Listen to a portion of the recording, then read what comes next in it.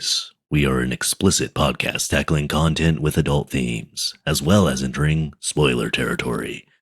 If you are not caught up with us, which this week would be from... Can't remember the name of the first chapter. Understanding. Like knowledge, understanding through two Treasons.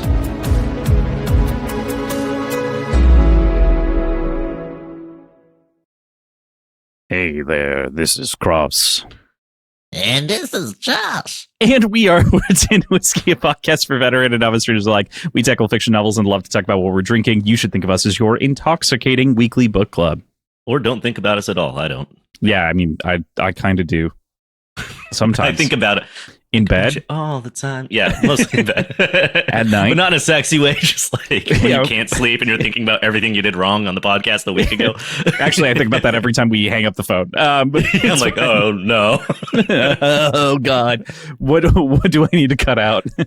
One of these days, I will remember for sure if we talked about the last chapter of the section. For sure. You'll remember exactly which chapters we're supposed to read. Yeah, no, for sure. Yeah, in my defense, this book, the audiobook's fucked. It's just numbers. Very true, honestly. Like, it's really, really messy. I never know where I am. It makes it even worse, actually. I always double check my Kindle to make sure. Not give me the chapter names. Also, don't give me the chapter numbers. Just say, listen from... And then like a vague thing that happens in one of the chapters to a vague thing that happens in another chapter. Well, here's going to be a future issue. I've broken up. I'm actually wearing a Dark Tower shirt right now. I've broken up the Dark Tower previously and have pretty much all of that set up to go through when we get there. And there are moments in which we will end on a paragraph ending. Just not a chapter ending. Because there aren't chapters in some of those books. Exactly. Oh, yeah. So, I mean, that's how it was with Mr. Begon. You just kind of told me where to read to. It's kind of a vibe check.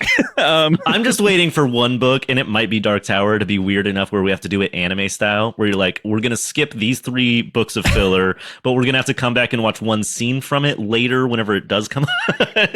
You know, to be fair, that's kind of how I feel about Sun Eater, actually. Okay. Because I'm starting to think about it, and I'm like, okay, so we're going to do Queen of Mid-Ashes after we finish Howling Dark. Yeah. We're also going to read a short story called Demons of Are, because I was like, oh, that one's actually kind of important now that I think about it. Yeah. Wait, are there any other? Okay, there's a couple others, if I think about it, that are later that fit between book 6 and book 7 that we should definitely read. I mean, honestly, from hindsight more so, and you've read way more of it than I have. I've just done the Stormlight Archives and a couple of novels, but that's kind of how the Cosmere is. It's basically anime. You're like, hey, you can skip half that shit. You can read this.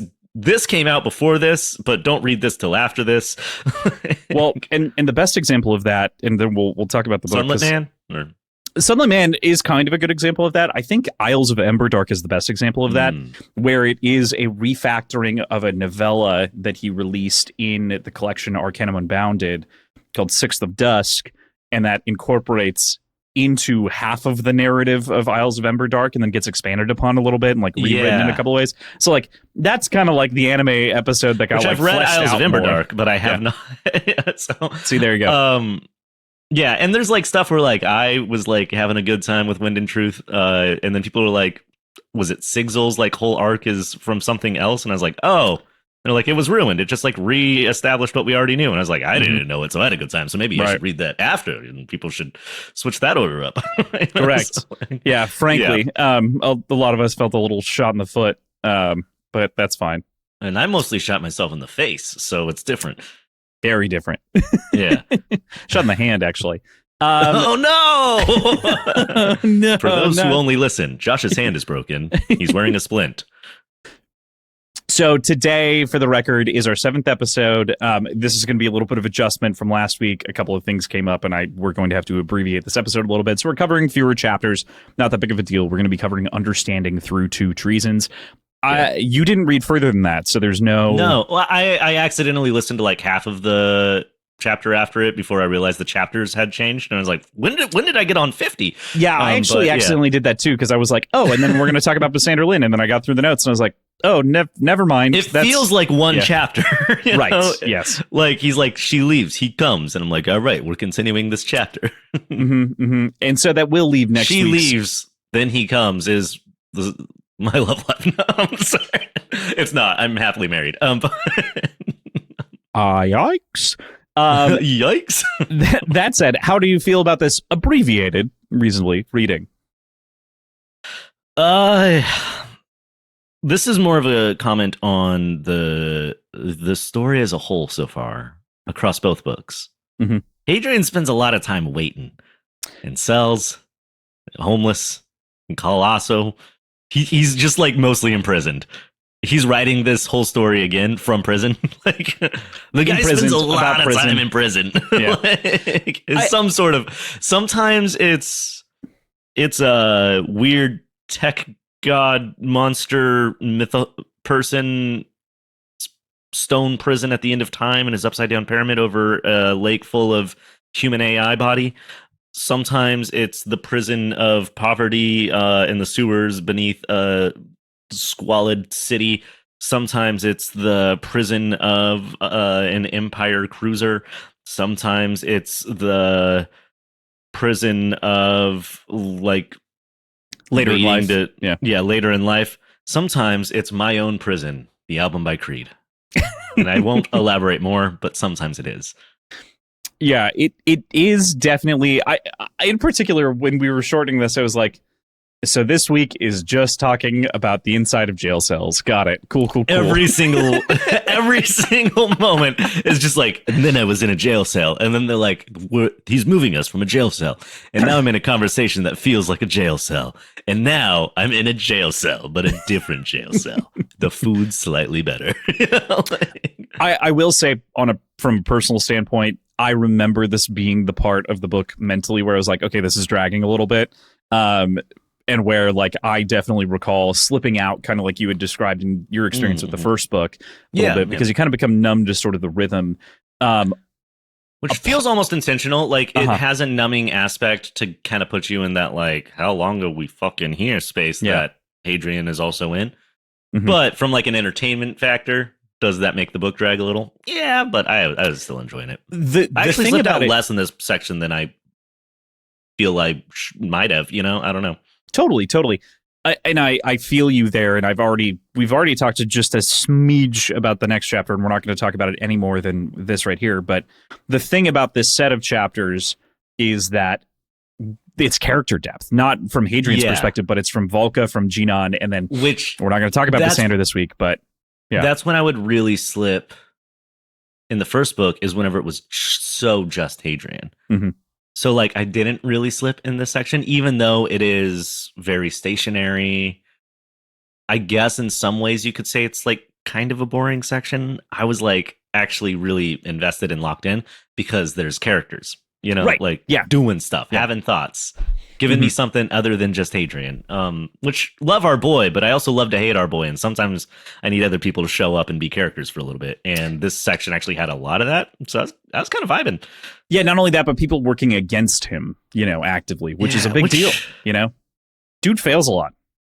I gotta ask a question real quick. Yeah.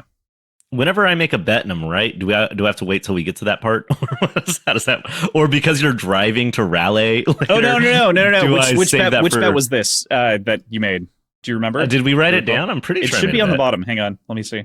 Yep. It's at the end of this section. Uh-huh. It's like the stinger at the end of this section. Yeah. Switch? Absolutely. I'm going to drink right now generally, I prefer to do those at the very top of the episode to call them out. But I had forgotten that one came true here. So, I think in like the last line, basically, of the section. Yeah, Genon says it. Cheers. Right. Yeah. You don't have to drink. It's just me because you won the bet. Right. No, you're drinking because you lost the bet. I'm drinking because I'm way too sober. That's very fair. Yeah, what a fun bet. And when the moment you did it, I was like, well, I'm glad that you read the writing on the wall, even though, like, I don't think that writing is very obviously on the wall comparatively to some things. Yeah. It wasn't like the most like insane pull. Like there were things there that could give you that, but also his name's Switch. Mm-hmm. You know, switching sides. Yeah, switching up on people. Mm-hmm. Top and bottom, mostly probably. I think that's the intention, but yeah, but yeah, no, I'm certainly I think that, and this is a spoiler for a different series, and I will try and be as vague as possible. There is a switch up in Red Rising Mhm. in the original trilogy at the end of book 2. That actually hit me really hard. I didn't see that one coming, and it hurt. Mhm. And now I don't trust Easy, and I'm always looking for that specific dynamic, and I'm like, no, so I can't be hurt again. And I wasn't hurt this time because I was ready for it. Yeah, there's pain to come. That's fine. Don't worry about it. Okay, cool. Yeah, as long as he hurts me later. Yeah, as long as it's not right now. As long as he buys me a drink and calls me a good girl, I guess. But like, okay, cool. So with that, I think we can roll into the chapters themselves. We'll start here with understanding. Hadrian and Volca end up trapped in a room, as we had mentioned. They discuss a little bit about Brethren and some of the fallout of last week and the decisions made, including it being composed of people, her explaining that her neural lace really isn't that different from it, considering importantly, it's not composed of other humans. It's just a part of her brain matter, but dry computers work really poorly. And they also contemplate the Foundation Ward, whether or not the Americanii could have escaped far enough or if they're actually closer to Earth than they think. Either way, they're kind of stuck in a bunch of conundrums. For some reason, the closer to Earth than they think thing like really intrigued me. Mm-hmm. I don't know. I loved the movie fucking Pandorum. I don't know if you've seen Pandorum. No. It's not like a good movie, but I saw it as a teenager at the perfect time to see that movie. It's like a space horror sci-fi movie that's basically just kind of an Alien ripoff, but it's not Alien. And it's a guy wakes up on a ship out of like fugue, basically. And I think it's called Pandorum. It is. And he's like trying to figure out what happened. The crew's missing. There's like holograms that he's finding from or old videos that he's finding from the captain, like the captain's log, as he's like piecing it together. But there's also like alien monsters hunting him. And then there's like another person that he finds. And it's crazy. You eventually find out basically all the alien monsters are just the crew mutated and shit. And they're like, you think we're in deep space this entire fucking time. And hey, spoilers for 2008's Pandorum, I think. I don't know when it came out. 2009, yeah. 2009. Okay, yeah, that sounds right. Spoilers for Pandorum, a B-grade sci-fi horror movie from 2009. Featuring Dennis Quaid and Ben Foster. Featuring Dennis Quaid. Yeah. He's the captain leaving notes around. And Ben Foster. Ben Foster, yeah. Mm-hmm. And some girl, I think. The big twist at the end is that they are not in space. They made it to Earth because like the whole mission was like getting back to Earth. And the whole movie's taken place in the spaceship airlocked at the bottom of the ocean. And they like emerge out of the ocean. You're like, whoa, wait, what the fuck? So, yeah. That's fun. Yeah. Nice. Yeah. Cool, so all that to say, I love the idea of like we're not where we think we are. That kind of twist. I think I got hit with one of those twists at the right time when I was like 14 and edgy. That now whenever it happens, I'm like, fuck yeah, we're not where we think we are. So I got really interested in like maybe we're actually like really close to Earth. Because in my mind, based on like the religion of the Chantry and the wheel and the idea that old Earth died to send us out to the stars, like we don't go back to that system. That's a dark system. And really interesting to think about. Maybe that's where we are. Maybe. Yeah, it does leave us in a really weird place of like, how did we get here? This is also interesting because a chapter much later, I think near the end, talks about the speed of the ships as well. And that's something that like we hadn't. Hadrian almost steps back and kind of like lies about how fast maybe the Enigma was going and how fast the Empire's engines could go, or an extra Solarian did. It's unclear, but there's some like tonal shift. Maybe because he wants us to believe that more. It's interesting. It's weird for sure. Yeah, there's a lot of questions about like, okay, if we are near old Earth, then that ship goes faster than anything we can comprehend scientifically right now. Not necessarily ruling that out. It's possible. We don't know what we're dealing with. I just watched a bunch of human arm goops tell me my future, past, and present. Yeah, absolutely. So yeah, going a little faster is not like the craziest thing to consider. But it is like really interesting. Like, okay, so at what degree can travel as we know it be expanded upon past what we understand? How could this work? how could we make it from there to here on the Enigma of Hours? Hours. Yep. Yeah. I don't know. It's all. I get really caught up in this shit. Like in the first book, it was all about the quiet for me. I was just like, oh yeah, let's talk about that shit. Like I want to know about the weird thing we don't know, which we get more of this week a little bit, barely dimensions, but just a little bit. Just a little treat. Enough. Yeah. It's enough.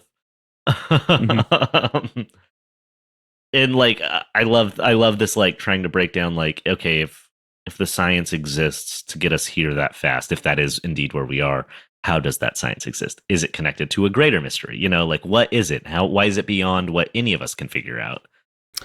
And then also, again, Hadrian relating it back and being like, well, an Imperial interceptor can go as fast. And it's like, what the fuck are we talking about now? Like, are you sure? Are you sure? And but like, maybe. to what degree? Yeah. Maybe that's future Hadrian leaking in a little bit, being like, okay, so it isn't there. Or maybe it's him being like, it was, and also we have faster ships than we thought we had. I feel like based on where this section goes, it might be, if that is where we are, it could be implied that like the Empire is keeping their full capabilities secret. And like the common people think that this is how fast you can go. Even the nobles think this is how fast you go. But like the Emperor knows how fast you can actually go.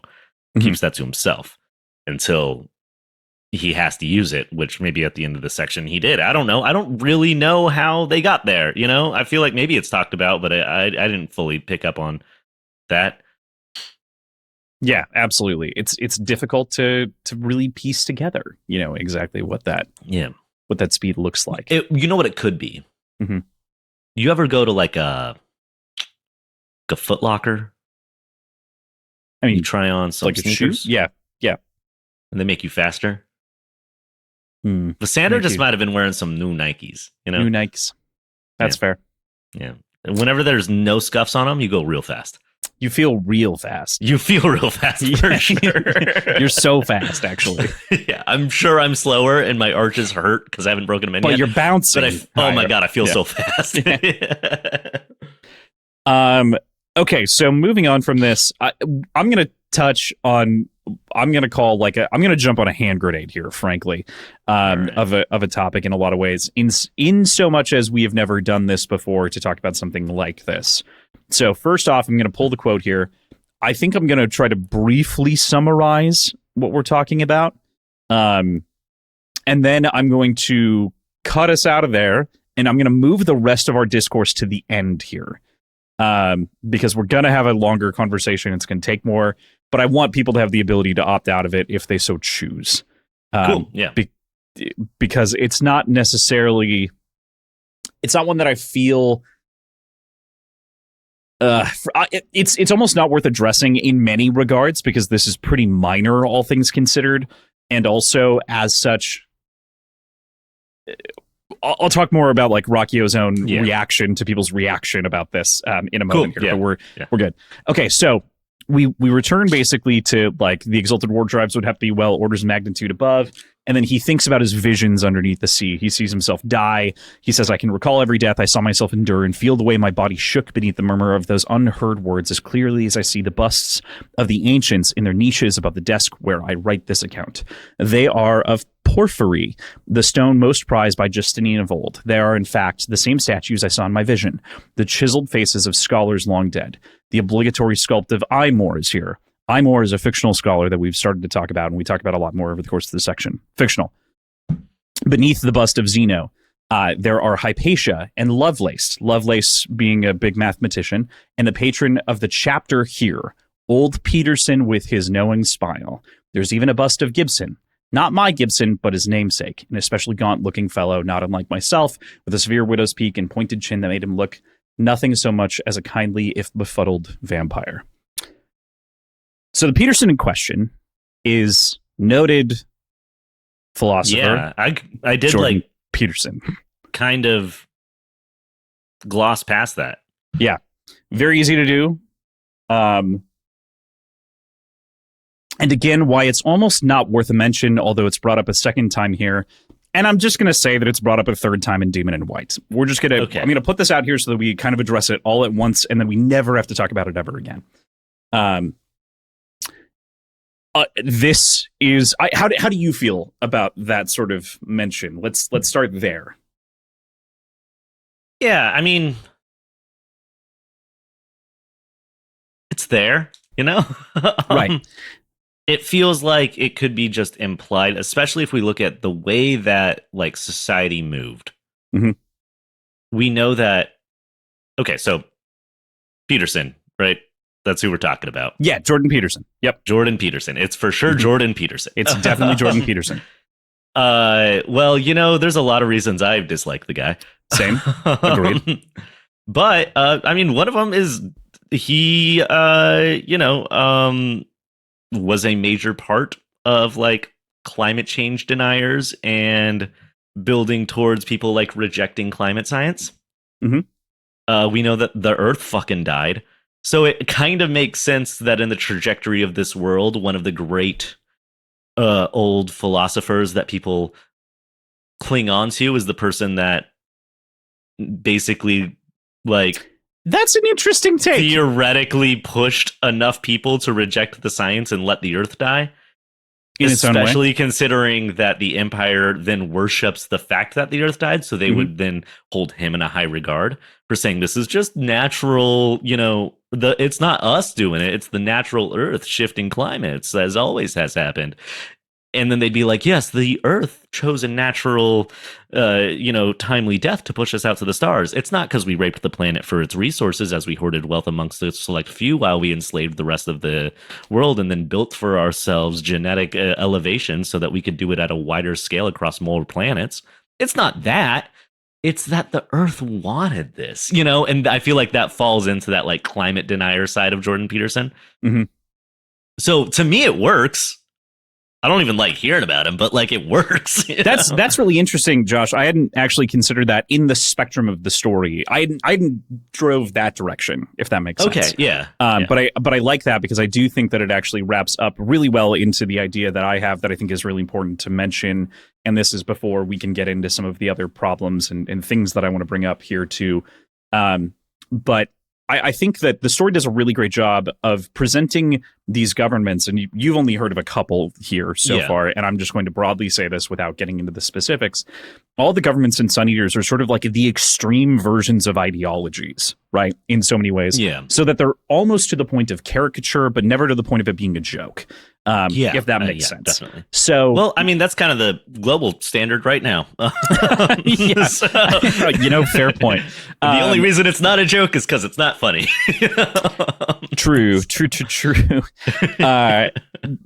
that point, though, like Peterson would be idolized in a culture like that in so many different ways. I mean, he's in many ways discount Carl Jung before you start applying some of the other things that he said later in his career and life.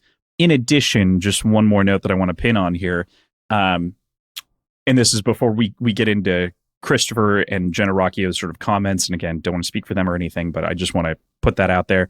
I think it's important that we also recognize that a lot of philosophers in history were really fucking stupid and were really contradictory. Are we going to just be like, Kant idiots. was right all the time? Also, like Marcus Aurelius raped and pillaged hundreds of countries, and is like in idle. No, in many I think ways. it's incredibly fitting for how shitty most philosophers actually are. And so, they survived because maybe they had a good idea or two, or had some good influential writings. So I have held to the theory, and this is not to say that I don't actually enjoy philosophy and the theory of it and reading into it and letting it kind of challenge your own perceptions of things.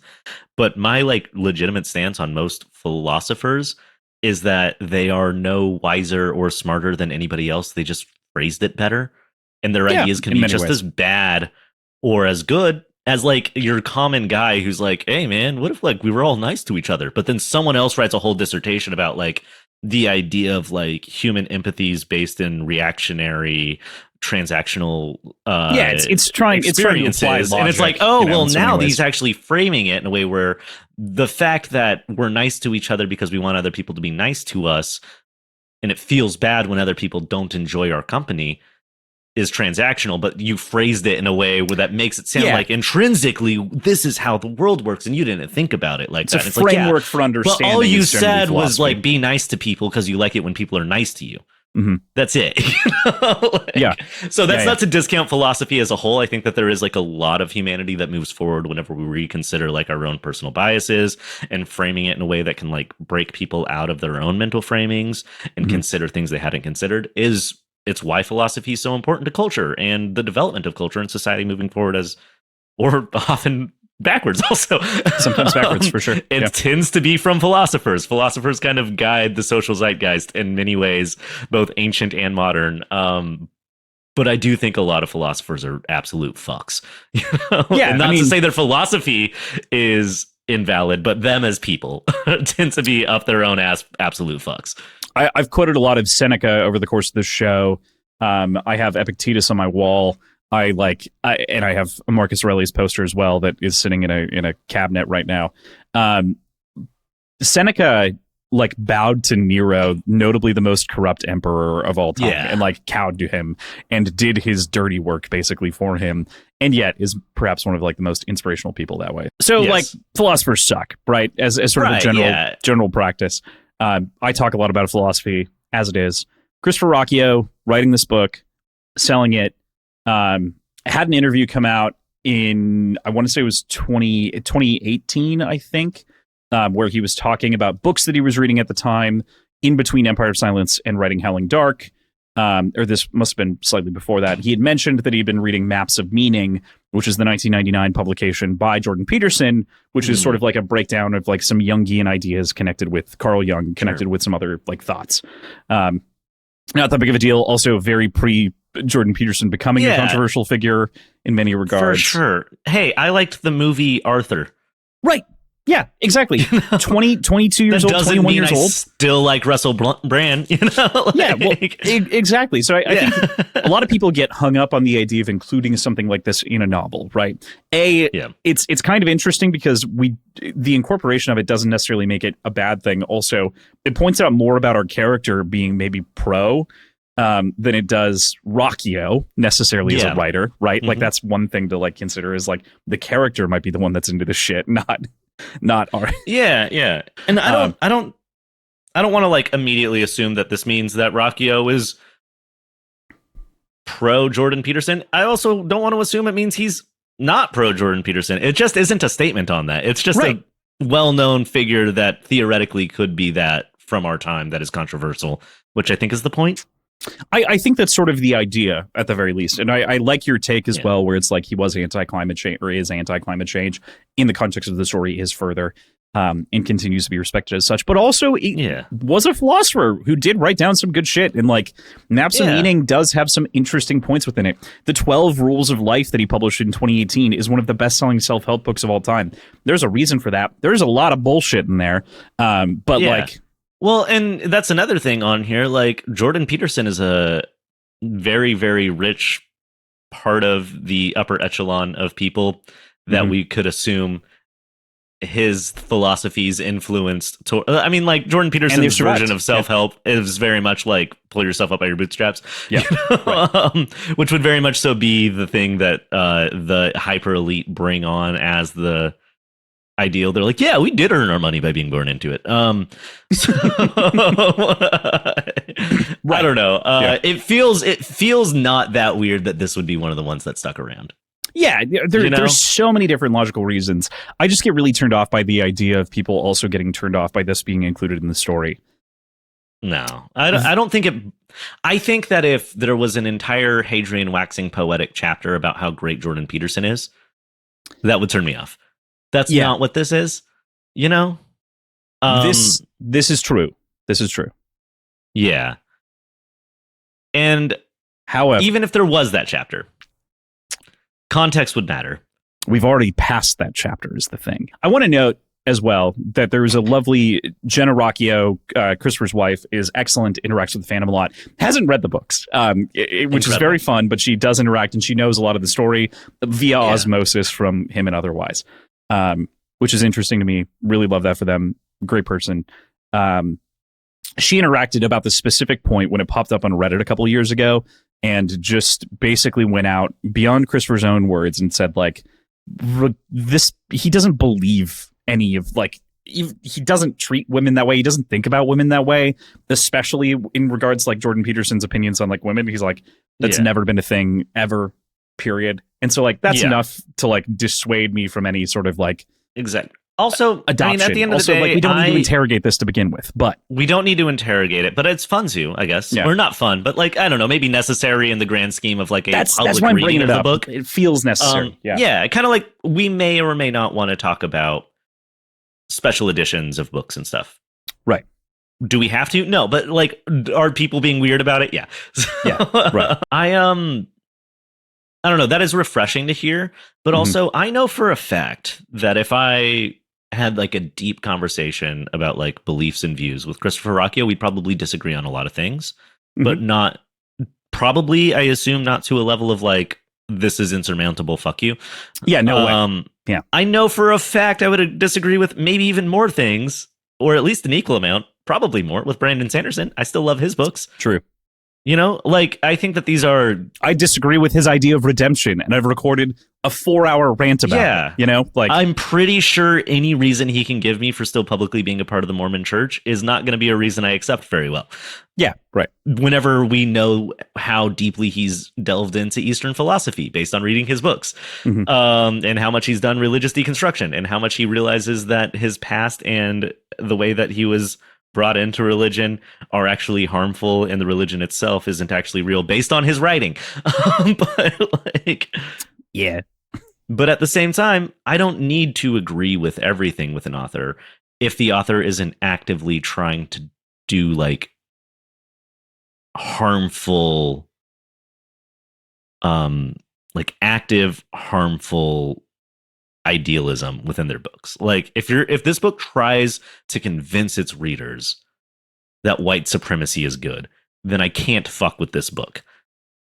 But that hasn't been the case. You know, like this book had a moment where there was kind of like a conversation within Hadrian's own mind about like transhumanism that kind of then reflected on like transgenderism, that I was like, I really fucking disagree with Hadrian here. And I don't know how much of that is Rocchio's belief and how much of that is Hadrian's. I assume it's mostly Hadrian's, though, based on the way it's written, because it's written in a way that's easy to pick apart. But I don't have to agree with him unless this series becomes about how trans people shouldn't exist. You know, like, which it's not. So I'm okay with disagreeing with authors to a degree, as long as it doesn't come down to I'm giving money to a person who thinks like innocent people who never did anything other than live differently than you should die. And I'm not getting that here at all. So it's very different than a more divisive conversation. And I'm going to put in this three. We're going to hop into the hot zone here just for a second. And as a contemplation note, this is where we like should talk about the J.K. Rowling and also and like death of the author a little bit and some other things like that. And I'm again just going to slam this into the end of the episode. So for anyone who missed it, if you're interested or intrigued, I definitely think it's worth checking out. These are some of the conversations that we sometimes get in that we cut and then put into the Devil's Cut of the episode for patrons. Not all the time. There's some segments that we do just cut out and they're gone forever. But a good example of one that I think is definitely worthwhile to check out if this is something that you're interested in. I think we did a good job talking through it. And if I say anything that upsets you in there, just know that you can comment that, and I will feel bad for a very long time, and I'll think about it a lot, and I'll try and be better, and I'll just keep thinking about how bad of a person I am. So, also true. I will consider your comment with great thought, and then we'll proceed to. Unless what I said you didn't like was because you're like a fucking bigot, then you have to get the fuck out, dude. So. Yeah. No, I do think we scared some people off that were in that camp in our first episode when we talked about healthcare for 10 seconds. Look, if that scared you off. Which was crazy. You're gonna hate to see me coming. That was the craziest comment I feel like I've ever gotten. On can we not keep ever. this? Can we not be political in this conversation about sci-fi novels? Oh, the most political genre of fiction. Yeah, sure. Outside of a I bet you watch Star thriller, Trek and you're guess. like, you watch Star Trek and you're like, this isn't political. It's just Romulans shooting guns. Okay, yeah, sure. Fuck off, dude. Man. Some people. It's fine. People. Totally fine. And And again, welcome all stripes, importantly, but also understand we come from a perspective, and all art, to the point of Yes. Karin Sagara, should have a perspective, right? And to Hadrian's Yes. point, should have a perspective. Yes, everybody has a last perspective. week. I want to read about them. Art And should. also welcome everybody with all sorts of differing views and points of view. Unless you fucking hate people and you make their lives worse. That's it. That's Right. it. That's it. Right. So, Even if you do, understand that I'm going to support the opposite. I'm going to try to benefit people, and we are actively. So exactly. you don't Exactly. have to give us your hours. You can hate listen to us. You can hate Patreon subscribe to us just to find out what we're saying in those devil cuts, those Satan cuts, those evil Satan little cuts. sin cuts. You can find out. Like, So, Josh, this might be the longest that I've ever spent on a single chapter I in know. an episode. We gotta move. But we gotta move. You're right. it was a really important topic, and I think that it covered a lot of ground, and it was really necessary because I do think that it bridges a lot of different problems that people have, period, in a lot of fiction, and like disentangling some of this stuff. But also, cool. That said, we'll get back into the book here. Hadrian and Valka then catch up on even more details, including the deep brethren's mention of the quiet and more. They separate for a second before Valka finds a little chip on the ground, a paint chip or something, but this is the eggshell from Hadrian's visions.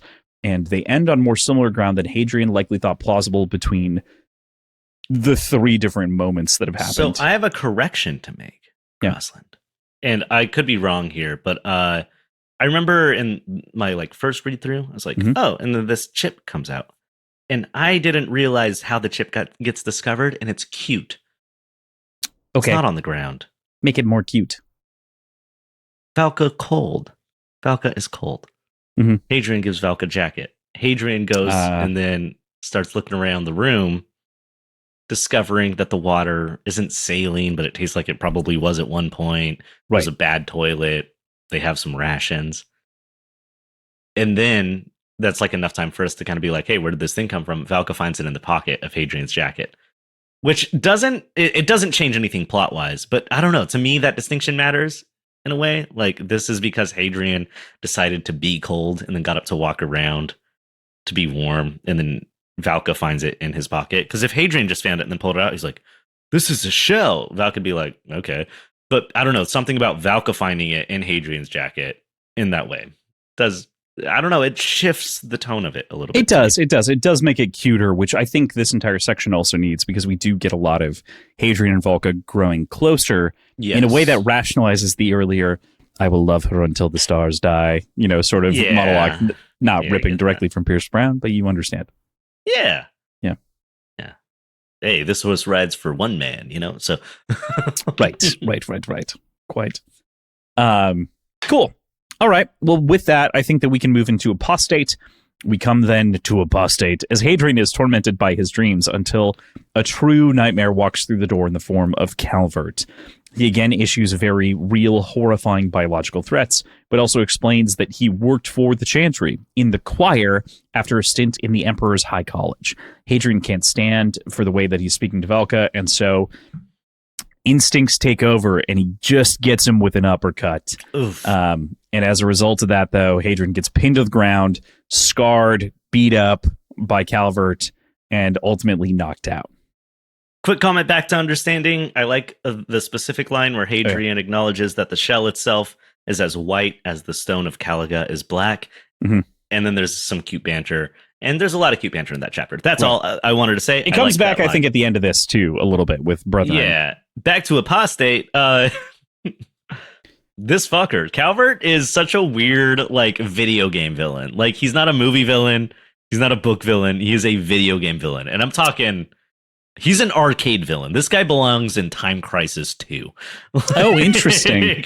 He's rolling in and he's like, don't you know what we do with your kind of people? And then it's like, now fight. He's got the shoulder animations. Yeah.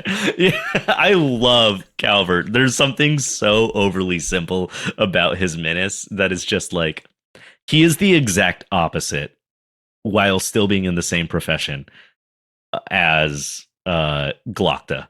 He's the least complex character. Yeah, fair. Like, Love that comparison. I love him. He's just this terrifying torturer. The result is the same. You know? But like, he belongs in a... Honestly, if you put him in a Bond movie, it really depends on who you cast.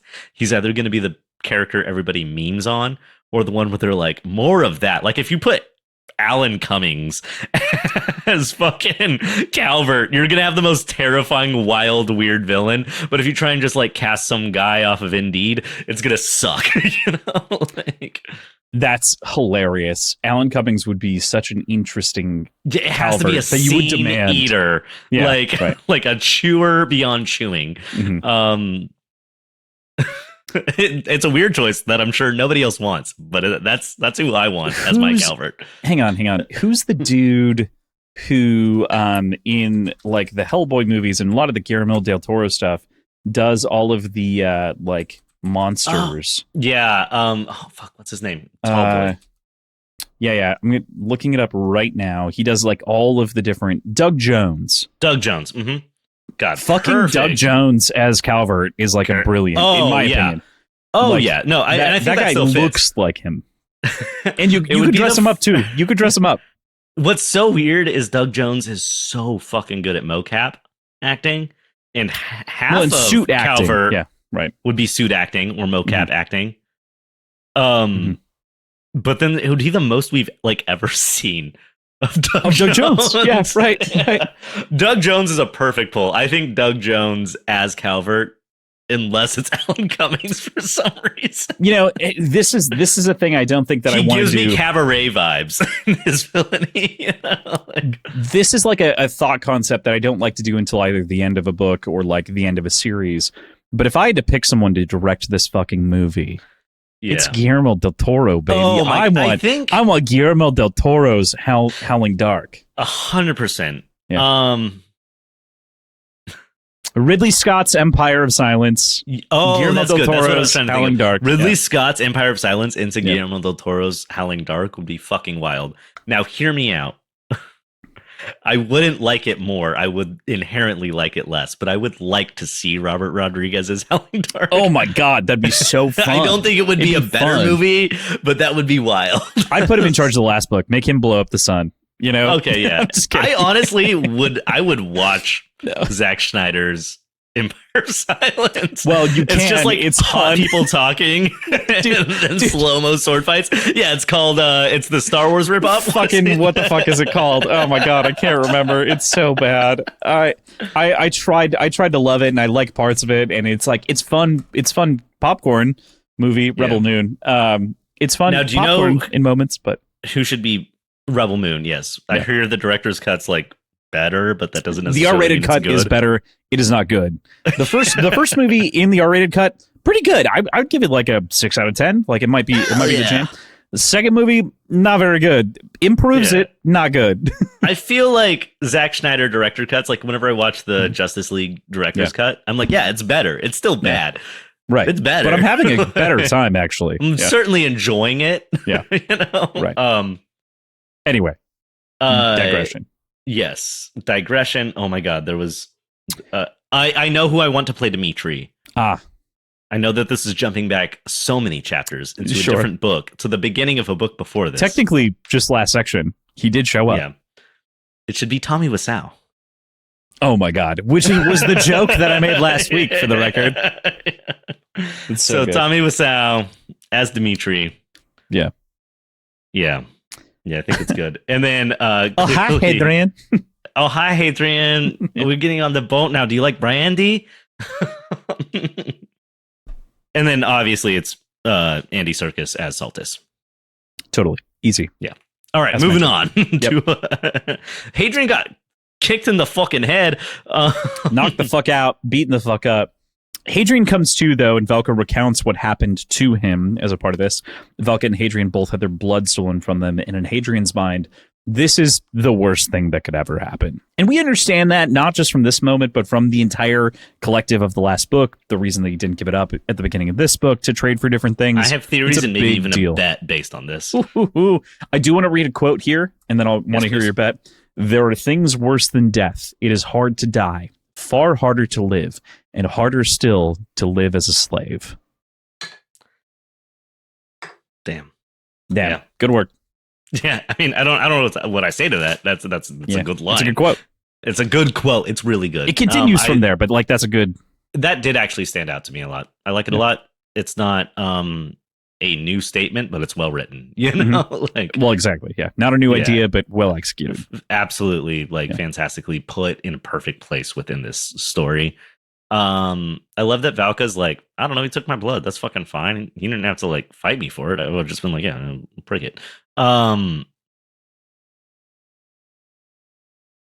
There's something about Karn Sagara's little clone babies and the transferring of consciousness and the storing of memories and the stealing of Hadrian's blood that maybe makes me wonder if this is where we get the beginnings of whatever happens that causes Hadrian to be half mortal. And I don't think it's changing Hadrian himself. I think there might be multiple Hadrians. Hadrian could be a continuation of a Hadrian. I really thought in the first book we might see Hadrian die, but not die. I'm almost feeling like maybe at this point, Hadrian has a respawn point at Vorgosos, which is wild. Like, I'm not sure how that would work logistically with like memories being transferred and shit, but I don't know. It's sci-fi. Okay, to summarize, and please correct this as you deem fit. I'm just trying to make this sentence make sense. This blood theft causes Hadrian to become half mortal as an element of a sort of quasi respawn point at Vorgosos. Yeah, like maybe Hadrian dies and then the next Hadrian wakes up with, for some reason, his memories that we don't know yet. Like a continuation of Hadrian.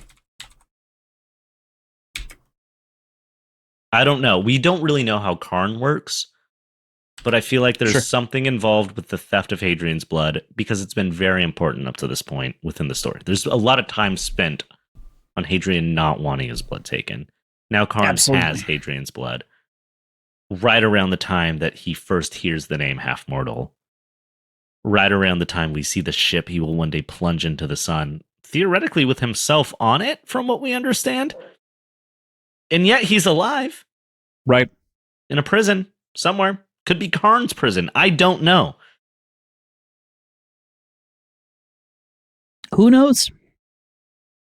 Well, I know, actually. Karn probably knows. No, I know. I've read the end now. I didn't when we started the series. Now I do know. Now you do know. now I'm aware. Know. Yeah. When we started this, wasn't quite sure. And then now I know. Now you know. Yeah. Yeah. Cool. Love that. Taking that down as a bet. Can you tell me how far after the events of Empire of Silence he is writing this book? Well, he says he's 1,500 years old. 1,500 years old. I think he says that within this book. Yeah. Weird that he would become half mortal in name simply for aging a long time. Yeah. Because Calvert's 4,000. We do know that that's true. At least 4,000. We do know that the average age of an Imperial is like 6 to 800. 6 to 7, 750-ish. Like 800 if you're nasty. Yeah, right. Yeah, if you become moisturize me. And you start doing extra Solarian shit. Yeah, right. Yeah, so obviously 1,500's wild, but also like the average life for a human is 100 or is 80, 70. Let's say 70. Late 70s. Yeah. If somebody lives to 140, that would be wild, but I wouldn't be like, you're immortal. You know? Right. Be like, that's crazy. Your genetics had a weird thing that you didn't develop cancer ever. Very true. Very fair. But if they still look 20, I'd be like, you're immortal. So I don't know. Tough to read. Tough to call. Yeah. What's the oldest anyone's ever lived to on record? I think it's like 116. Hang on. That's crazy. On record. Oh no, 122 years and 64 days. That's just about 130, you know? Yeah. Mm. Now, was that person half mortal? Well, 122, but yeah, sure. But yeah, Just I mean, about 130. fucking close enough when close. you're in the hundreds. Pretty close. February birthday, superior birthday. We love that for him. That must be cool. Some of us are just better than others. That's Do you know what I think fine. the best birthday is? Right after New Year's. Right after it. So everybody already did Christmas. They're out of money. They're tired. They visited their family. And they rally for one more big party on New Year's. And then Eve. it's your day. And they get hungover. And then you go, you want to hang out for my birthday? Nobody does. Nobody does. You know what also never works? January 3rd is the second worst birthday in the world. Right behind January 2nd, I think. So. I'm gonna go with February 15th is like the 7th worst birthday or something like that. Because right like, after Valentine's Day. No one fucking wants to hang out after Valentine's Day. They just spent a bunch of money, to your point. Yeah, nobody's After horny recovering anymore. from That's Christmas, 90% of what gets people out. Man, no one's going out. They went out last night, but like not in a fun way. You know, either everybody got drunk because they're single, or like had a whole romantic thing that they're just like on cloud nine and recovering from, and they don't give a shit about anybody other than their partner. Yeah, exactly. It's so bad. Yeah, mine's that, but it's the moon. You know? Yeah. Yours is definitely up there. I I agree with you on. We both worst. have bad birthdays. Right. It's true. Yeah. I mean, I guess being on any of the days is technically worse. I guess having any birthday you can't have a pool party for, I learned it sucks. Whenever my brother's was July 31st, and I just grew up watching him have crazy cool parties for his birthday. July 31st. What's anyone doing in the back half of July or even the front half of August? His Nothing. birthday, I'll tell you what. Yeah, fucking doing that shit. That said, yeah, Adrian. Adrian probably has a fucking July 31st birthday. The bitch. Fucking Leo asshole. Leo that's fucking it. asshole, dude. Adrian notes and laughs that it's always the same arm of his that gets hurt as we close out the second chapter. So, whenever I was 22 years old, I was working at a brewery and I was waxing bottles. You know, whenever you get like a really fancy beer and it's waxed. Yeah, right. And like the really, really fancy ones have a little swirl in the wax on top. I was really good at doing the swirl. And I could do left and right hand at the same time. Swirl. I could double them up. I would line up a bunch of bottles and I would just fucking run through it faster than anyone else could. And my swirls were perfect. They were immaculate. And then I would put my phone on the ledge that has all the beers, leaning there, playing Critical Role while I did it, because I'd be there for hours at a time.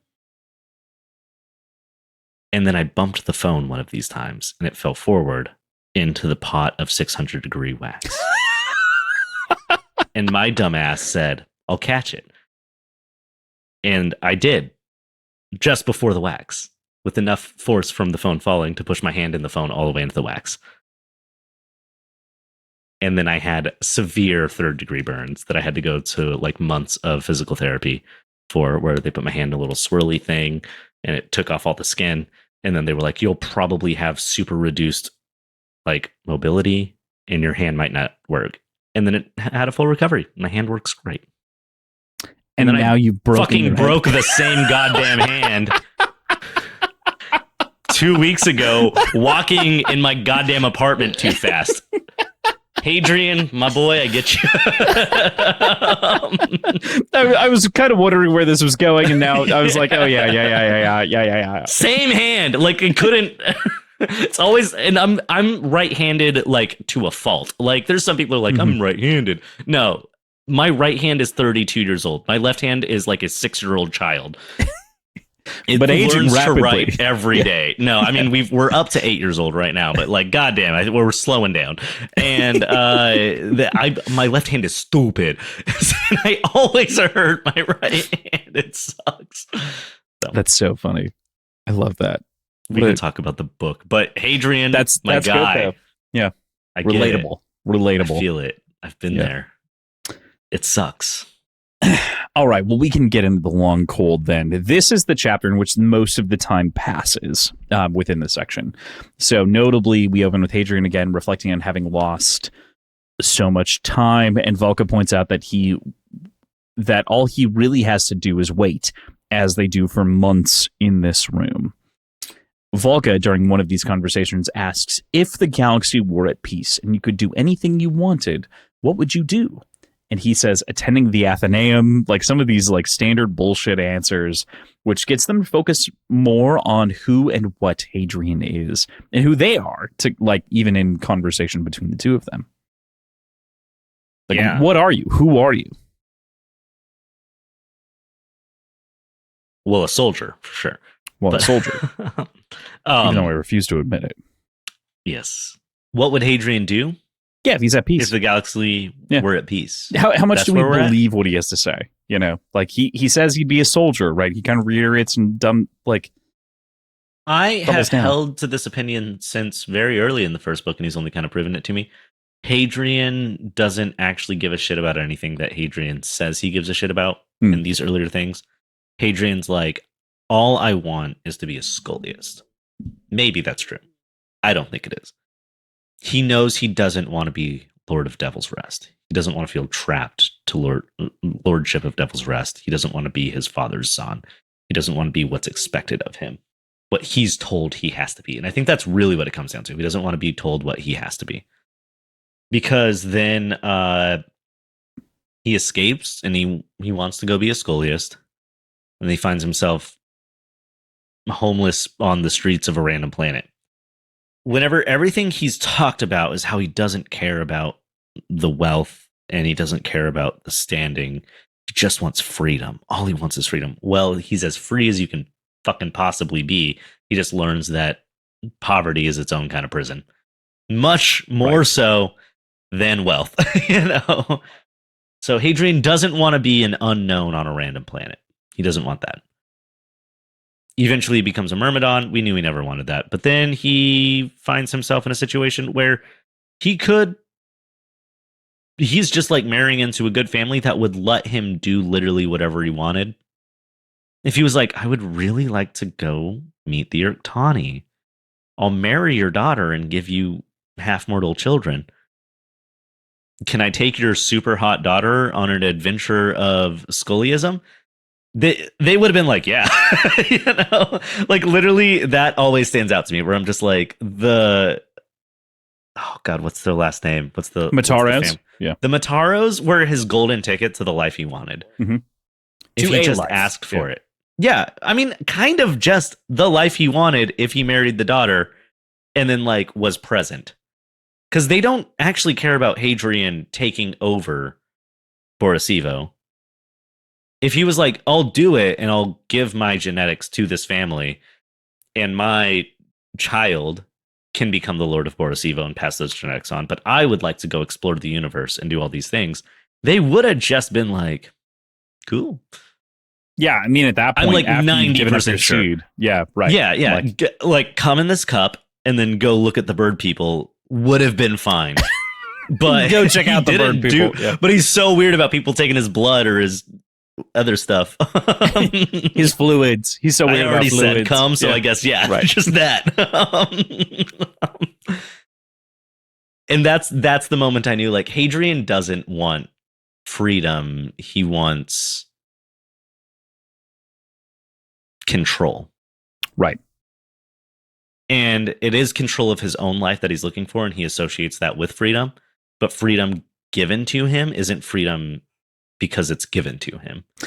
I agree with you in many concepts. I was going to say there's just like one more thing on that. I think Sure. anybody that views freedom that way and has this idea of the only way they could possibly be happy is if they're truly the master of their own world, can't exist in a world where they're not the master of others. I think that Hadrian wants absolute control over others, but it can't be given to him, and it can't be something someone else wanted from him. And he doesn't think of it that way, but he can't truly be free in his own mind until the people around him are subdued to his own desires, because other people's desires get in the way of his freedom.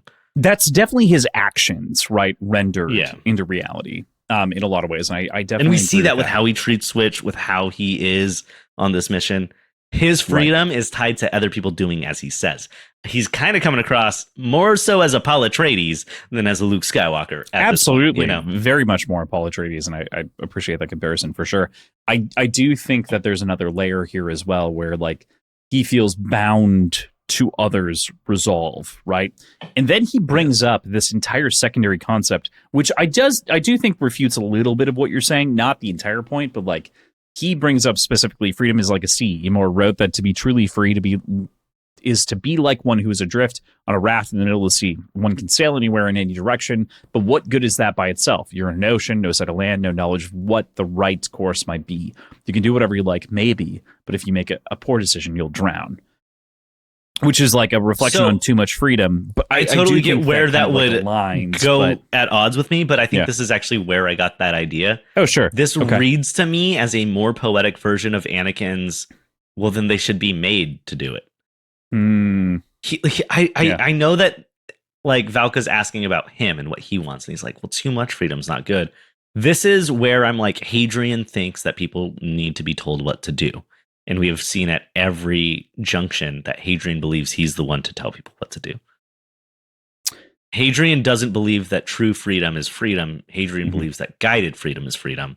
And Hadrian believes he's the one with the answer in the way forward. But he's also being guided by, like, he is a soldier for someone else, right? But he's mad about it. Yeah. So if Hadrian's mad about being guided, but he believes everybody needs that guidance to truly be free, then I think Hadrian in this moment doesn't put the two together. Sure. But what he does believe without realizing he believes it is that true freedom is freedom under his decisions. Okay. Fair. That's how I read it. Yeah, no, I think that's a good analysis in a lot of ways. I just think that the only point that I have to stand on here mentally is like, this is obviously a little bit of hypocrisy on Hadrian's part. Oh, yeah, very much. Yeah. As you've stated within your thoughts here, I do think that like he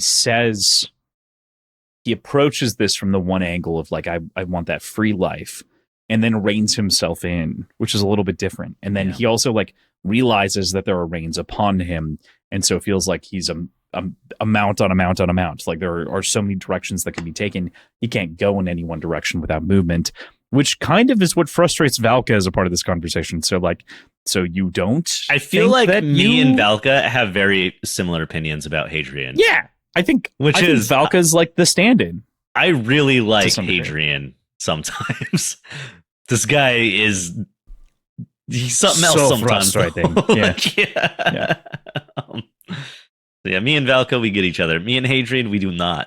But he's so interesting. Drink, but like, I would love to see him exist. Yeah, right. I would not go into a business partnership with him. Very fair. Valka doesn't even know how much a Coruscant weighs. He's got no fucking clue what anything is. Yeah.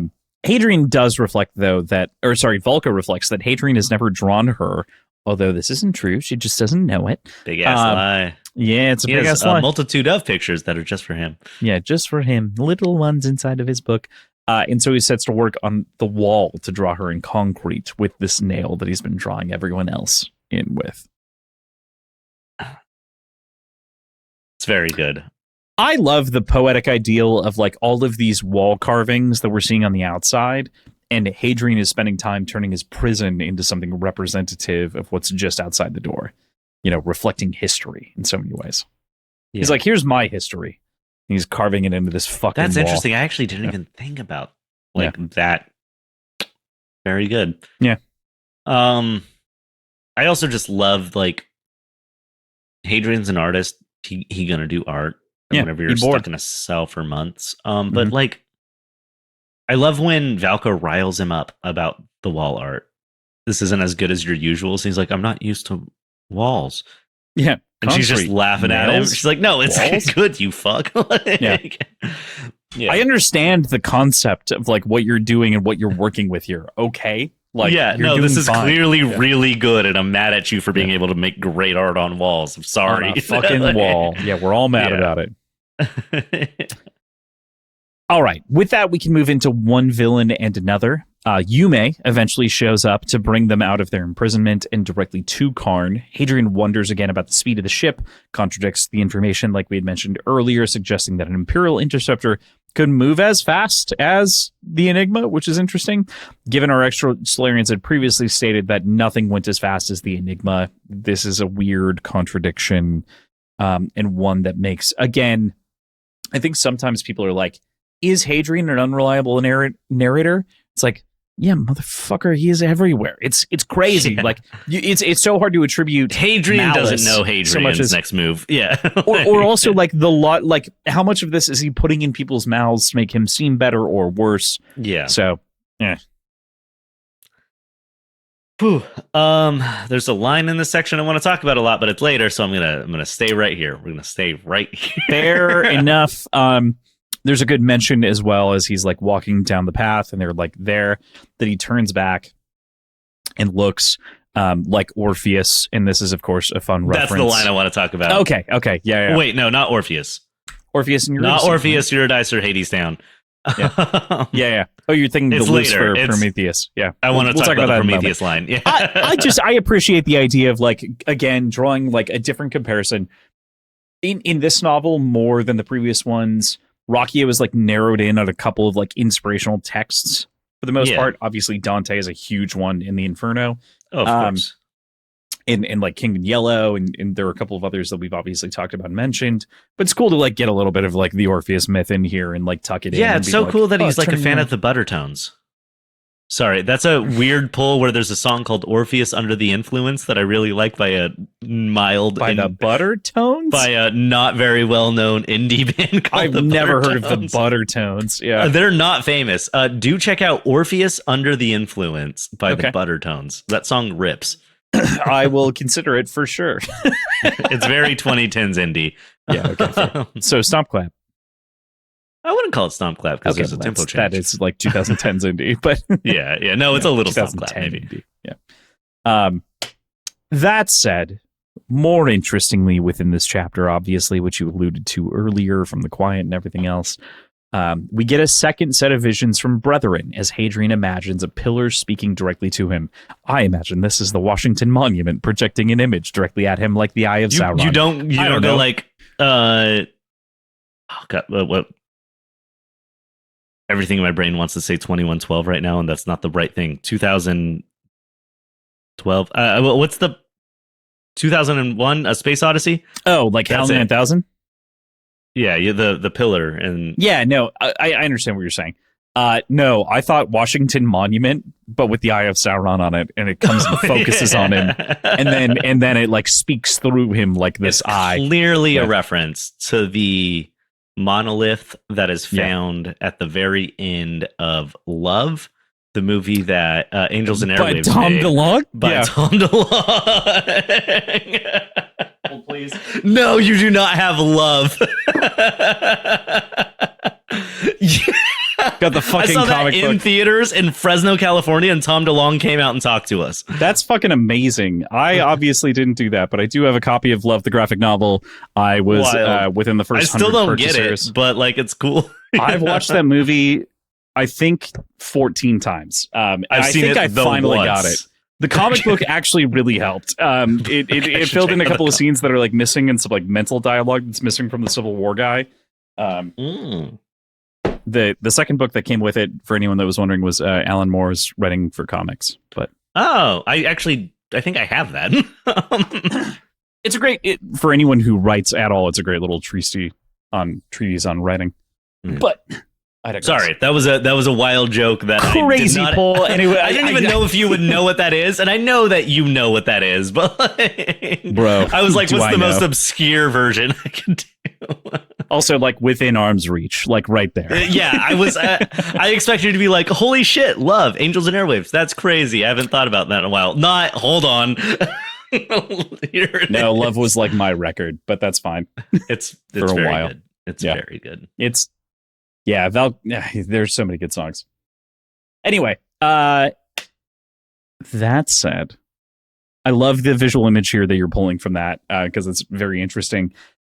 He then tells Hadrian to protect the children and that they are each other other's creature for them. Like each of them are creatures, and they're each to serve one another as a part of this sort of like maybe triangle relationship between Brethren, Hadrian, and the Quiet. They're in a polycule. It's fine. Yeah. Right. Yeah. And he must seek them at the highest place at the bottom of the world, and actively advises him to seek hardship, and ends on this crazy note of Lucifer and Prometheus are the same. I mean, that's a wild thing to say, but like whenever he said that, I was like, yeah. if you take a certain view of Lucifer from a anti-Judaism kind of Satanist view, which I don't necessarily hold, but I don't hold the other one either, where he's like demonized within the text because he gave humans consciousness by gifting them the fruit of knowledge. I as a think trick. That's textual, frankly. Yeah, not as a well, it's as a trick within the text, but legitimately to elevate humanity, to try and bring them into his own space as equals, is a view that can be held. I take a very I think Supernatural is a sick show. And honestly, the Bible's pretty well written sometimes. But like beyond that, I don't have a strong opinion. I have a lot of thoughts because I know a lot about it. But the tree of the fruit of like the knowledge of good and evil, and the fire of Prometheus given to the mortals are not that dissimilar. And the idea of a Titan versus the gods, a fallen angel, yeah. Whereas the Titans are older than the gods, and Lucifer would be younger than the gods, so it gets a little muddy there. But like, you know, there's definitely this ideology of like, this should be the villain of our stories against the gods. They hate the humans, but do they? Because they gave us fire and knowledge and consciousness, or they gave us fruit and knowledge and consciousness. And then the gods were like, that's bad. And we're like, but we have thoughts now. And they're like, fuck, we got to figure this out. Yeah. So I see the comparison for sure. Yeah, I think I really appreciate the comparison to everything that you had mentioned. Like the idea of comparing like the Titanomachy to like the Old Testament sort of like origin story in Genesis of fallen angels that really gets like into like Enoch and some other things like interesting. And it definitely makes sense. So much more familiar with Greek mythology because I always rejected it because I have this weird thing where I hate low fantasy. And I'm getting over it now. But for the longest time, if I read a fantasy book or a fantasy short story or I watched a fantasy show and Earth was involved at all, I was like, fuck you, fuck off. I don't want this. Wow. I want a different world. It's why I never liked Harry Potter. Oh, interesting. Narnia got the smallest pass because the story doesn't take place on Earth. But I don't like isekais, you know? Yeah, I have a completely different problem there, but I understand. But my whole thing with fantasy is like I want to be transported to a different reality. Right. I don't want Earth involved. With sci-fi, I don't like it whenever Earth's not involved at all. So it's like this opposite thing. I'm like, with sci-fi, I want it to be tied to our reality. With fantasy, I want something just from your mind. Like to me, fantasy is like a window into the creativity and mind of the author or the director or the writer or whoever it is that's making this shit. Creatives. Yeah. Yeah. It's like, hey, how creative can you get? Shrug off the rule book, get weird. And when some people are given like, hey, shrug off the rule book, get weird, they're like, cool, I'm going to use all the rules I know. And they place it on Earth and they use Greek mythology. And I'm like, we already have Greek mythology. It's great. Thank you, Percy Jackson. All right. Yeah. But whenever someone's like, hey, you ever heard of Middle Earth? I'm like, no, tell me more. I love that shit. I love high fantasy. I love fantasy that exists in a world that doesn't exist. I love sci-fi that is tied to our reality as kind of like a statement on our reality in the future that could come, pro or con.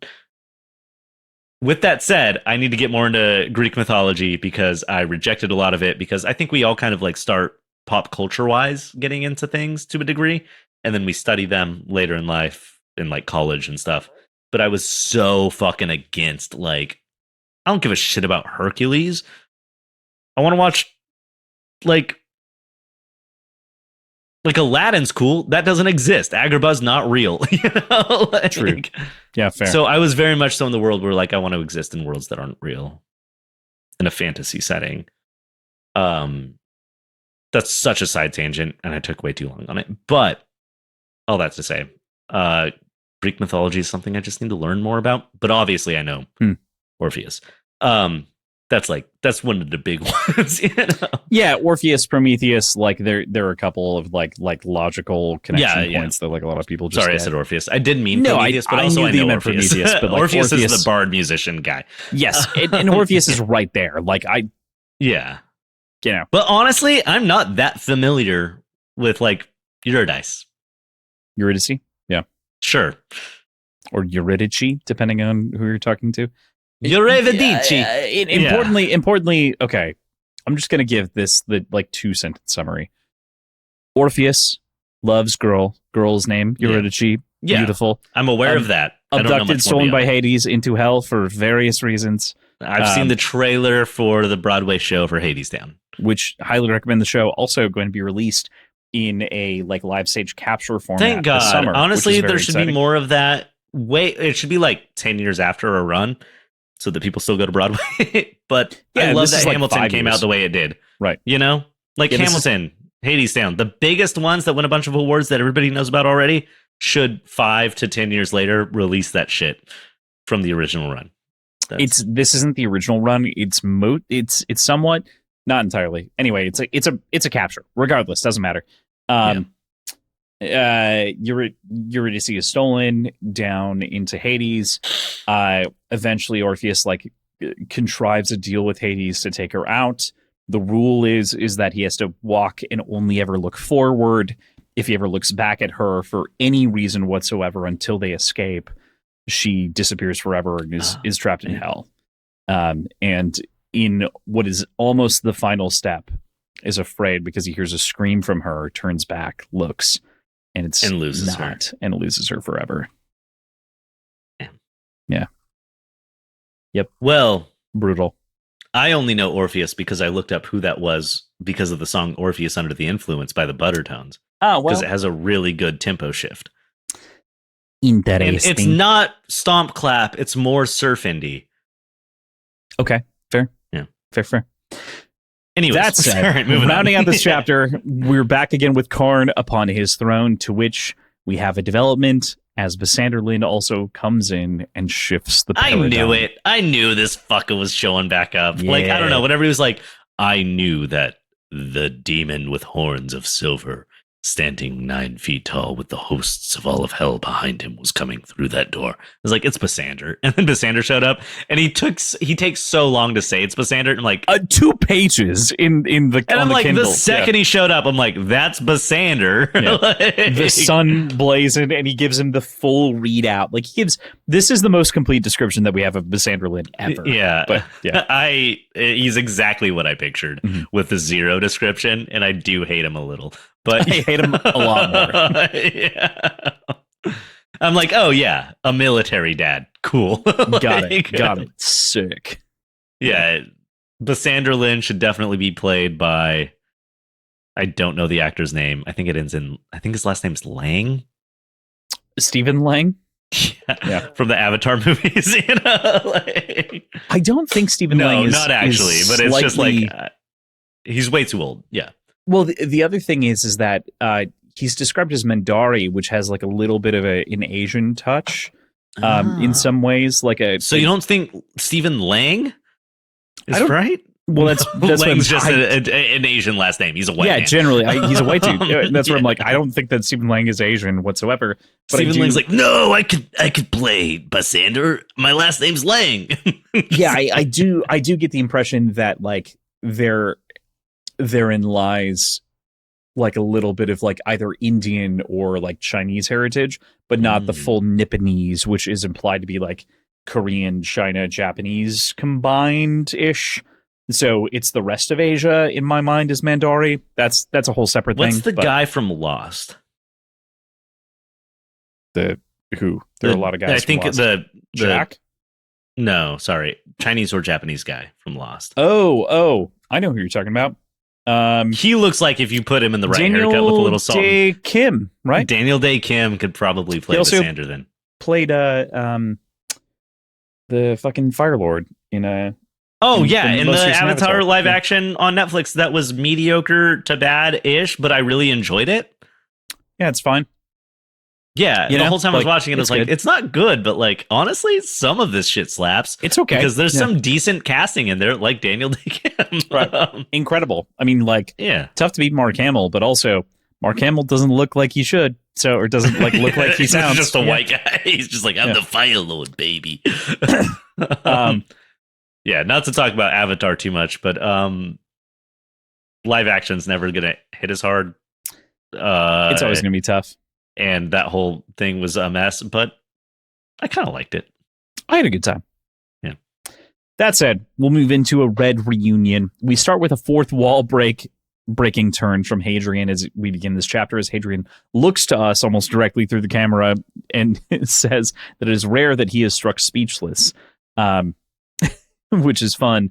He then mentions a bastion a little bit into like this dialogue, and I'm not sure. I try to do a lot of research, especially in the conceit of this series and otherwise, to like read text ahead of time, even if it's summaries of text, to get an idea of what's being talked about. And I cannot find this bastion, so I'm super interested if anyone has anything. What is the I context of the assume bastion? it's I can't not- picture this. Hang on, I will pull up the chapter. Does it have to do with the like robots or anything? No, so it's within the first paragraph. It says, I struggled to compose myself, to pull some witticism from the depths of my soul and cut the young officer down where he stood, to compose a line so cutting that even Bastian would sit back at his writing desk and clap himself on the back and marvel at his own cleverness. And that's where I'm stuck. And I'm trying to think of like a clever Bastian poet or philosopher or someone. And there are some French bastions, but I don't know that any of them fit the mark of what I'm looking for here. And again, it's Bastien, which is just odd. Interesting. Yeah. I mean, I just have to assume that it's Bastion from Overwatch, right? no. I'm pretty sure it's a reference to the Hollow Bastion, the final world in Kingdom Hearts 1, where there are floating papers and pens. Also a final world in Kingdom Hearts 3. I don't know if I you didn't know play how that one. much I've put of my life into Kingdom Hearts. Yeah. So It's we're fine. not going to talk about this because No, I'll only upset you. That's an episode in and of itself. I'm going to We say don't- we're one not- statement so that you know what that episode is about. Kingdom Hearts 1 is better than Kingdom Hearts 2 in every way. Yep, we're going to talk about it later. Let's move on.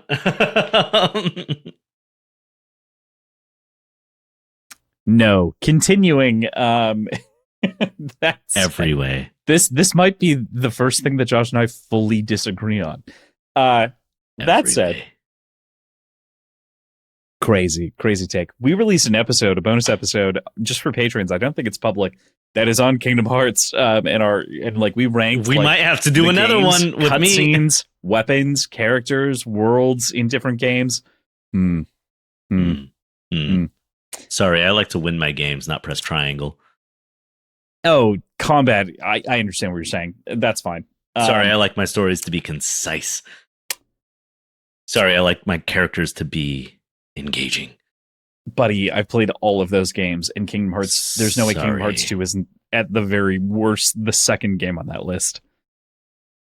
I mean, yeah, sure. This Kingdom Hearts 2 is the second best game on that list. Behind Birth by Sleep, which is the best game. Anyway. Birth by Sleep? Dude, the original Birth by Sleep for What's the PSP. next? You're like, hey, Chain of Memories, baby. It's the best. No. Birth by Sleep is number one, and this is fine. Anyway. I haven't played 3 though, so maybe that'll three's change solid. everything for me. Also, 3 really makes a lot of it make a lot of sense, to be honest. Okay, cool. For a nonsensical story. Hey, the arc of I understand Kingdom Hearts lore, I don't understand it, I kind of understand it, I definitely don't understand it. Oh my god, I understand it is crazy. It's truly wild, and Birth by Sleep connects most of those dots, in my opinion. But then, yeah, ultimately, I'm not a Heartless, but I might be a nobody. Let's move on. Again, that's some Kingdom Hearts 2 shit. Anyway, yeah, I know they weren't in 1. Yeah, Karn gets in a shouting match though with Hadrian, of course, whipping up historic citations back and forth. They talk about Tacitus for a second. Nothing really to add to their conversation, as Hadrian kind of bats it away pretty seamlessly, and it also explains the history there. And we come to understand that Karn and Lyn have an agreement and an accord, even if the Empire might desire to come here and burn the place down from the inside out. That this is not what's going to happen. Likely? Question mark? Likely. He's also saying that while they're there, ready to burn the place out. Maybe. I don't know. I, from the view of Hadrian with my idea of Basander, doth think that he's not going to renege on the deal right now. But from Karn's perspective, fuck this shit. You're here with a destroyer at my secret planet? No, it's yeah, so. I think the thing that it always makes me think of, or makes me consider, is why wouldn't Karn be afraid? Why wouldn't he? Yeah. And he's I feel like Karn's being overly chill here. Karn's got something up his sleeve. But I don't know. Basander being we're not going to do nothing bad. That feels like I was walking home from the bar, and the guy shoved me into an alley and put a gun to my chest. And I was like, oh my god, take everything you want. He's like, I just need directions. And I was like, cool, what are you looking for? And he's like, Smart and Final? I'm like, it's 2 more blocks down 30th. And then he just kept the gun in my chest. I'm like, you gonna kill me?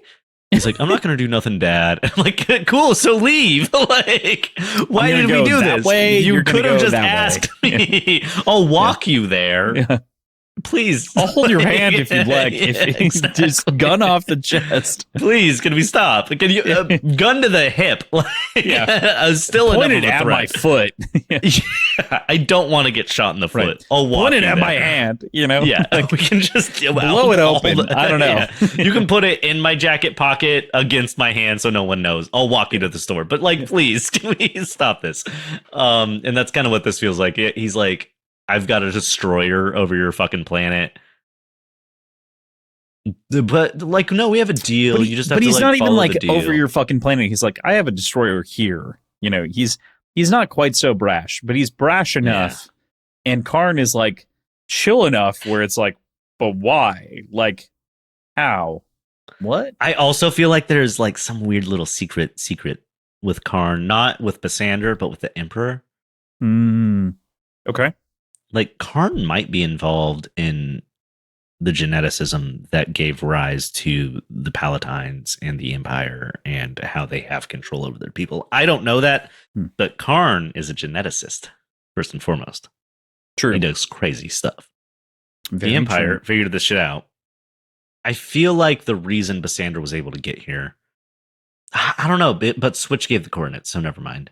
I don't know. I just feel like there's this thing where Karn's like, I don't like your empire.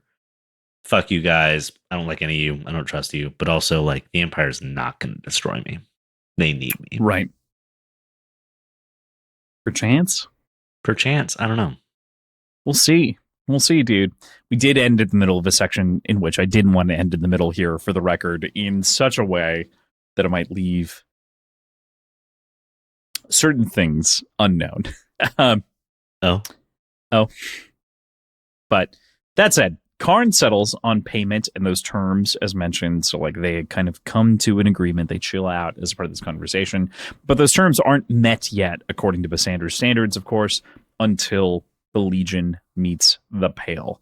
Karn tells Hadrian as well, in an aside here at the very end, that Brethren is never wrong. So there's clearly something as he walks away and says, good, like a petulant fucking child. Okay, this is one of those things. This is one of those moments. Yeah. Where me and Kross might read something exactly the same, but a little different.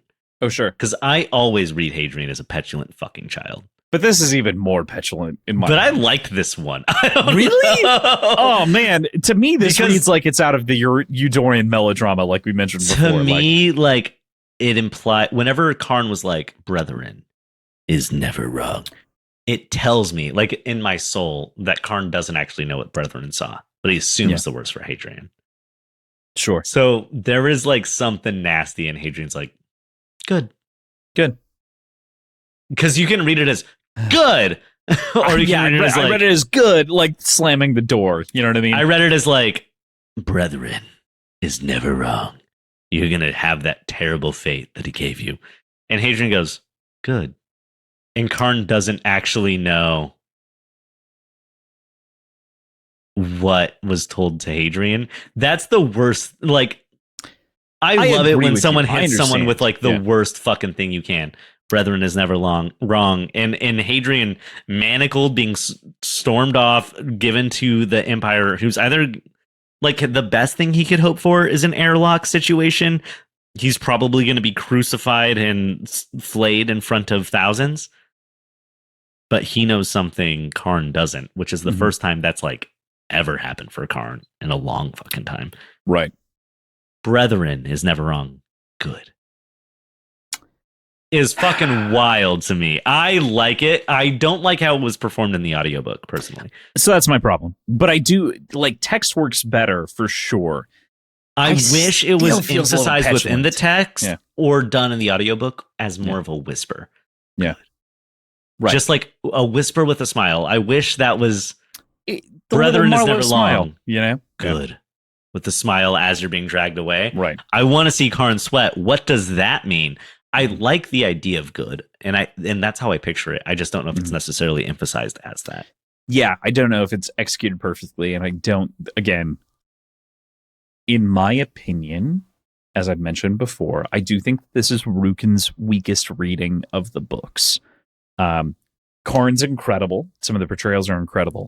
But I do Calvert's think on the great. whole, Calvert's incredible, as we've made comment on over the course of this. But I do think that there's just certain things that like just don't quite land. Yeah. There are This is entire one of them. chapters that almost feel like I can glance over when I'm listening to them in audiobook. So that's my issue. Yeah. But I'm also I love so... again, I love his reading, but Rukin's doing a great job, Yeah. like 88% of the time. But Yeah. I'm so fucking honestly, if I listened to Stormlight and then I jumped into this, I would be so into Rukin. oh yeah, incredible. The Yeah. fact that I stopped off for all of Abercrombie and Pacey beforehand, it kind of ruins audiobooks. Pacey is just the best, unfortunately. Like this guy's rocking and rolling. Tim in the Jordan Reynolds is right there. I was Yeah. gonna say this guy's rocking and rolling in like the Reynolds area, a little below. Yeah. Yeah, I would say he's right there. I think that Reynolds is a little bit better from a consistency angle. Yeah. But I do think that Rukin really nails it from like midway through 3 all the way to the end. Like I think he gets it. But Yeah, I think he's already a good actor. I just don't think he Without a actually doubt. cares about these books Sure. on these readings. Yeah. If he was started also- being like, "Hey, this job's still coming. This guy hasn't gone under yet." Yeah. I think he's gonna like lock in. But like, it does suck coming straight from my re-listen specifically of Verslaw. It's so hard. It's just one of the best ever. It's unfair. You know? It's Yeah. so fucking unfair to like compare anybody to Pacey. right. But he sets a standard, and I notice things in audiobooks that I never did before I listened to Pacey Mhm. in a Very negative fair. way because Right. nobody's as good as Pacey. It's crazy. Yeah, so few people even get like a modicum. I close. hear Like, good things about the Dungeon Crawler Carl audiobooks, but That's I await your takes. Just from my own perspective, those are everything I production know about tricks. those books, Yeah. they're not what I am into usually. So I'm curious. Understood. From an audiobook perspective, though, their production tricks, which is great and should be deployed more frequently. However, production tricks do not a performance make. So Interesting. Very interesting. yeah. So we should talk about our book. Yeah, we've got one chapter left here, Two Treasons. But that said, like the idea of Two Treasons here, we're back with Hadrian in another cell, of course, feeding on ration bars of a different sort. This time, though, the lights do shut off so he can sleep reasonably, as we know that the Empire would give him. Doesn't Food's taste a like little cinnamon better. and salt. Those cinnamon salt ration bars with that desalinated water, which is Yeah. terrible. Yeah. Terrible. Just drinking Dasani, basically. Have you ever tried to make snickerdoodles and you thought you were putting sugar in? You put But salt it was in? salt. No, So but I've done that exactly once in my life, and it's the worst thing you could possibly hang on. taste. So my mom always used to do this thing growing up where she would make chocolate pudding, like warm chocolate pudding, and then we'd throw ice cream in it. Like it was this whole thing, Yeah. but like homemade pudding.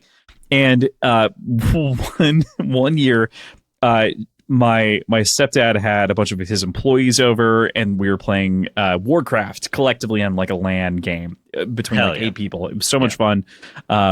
And my mom did a thing. She made the dessert, and she made it, and everyone tasted it like, oh, this is so good. This is so good. And I try it, and my stepdad tries it, and he goes, and I look at him, and he's like, that's not right. And he goes, this is wrong. And he tries someone else's, and he's like, that is salt. Like that's not sugar. And my mom had added salt entirely. Salt instead of replaced sugar. all Yeah. of it. And all of the coworkers, all of his employees Just were went not for willing it. to own up to it. Like they didn't fucking do it.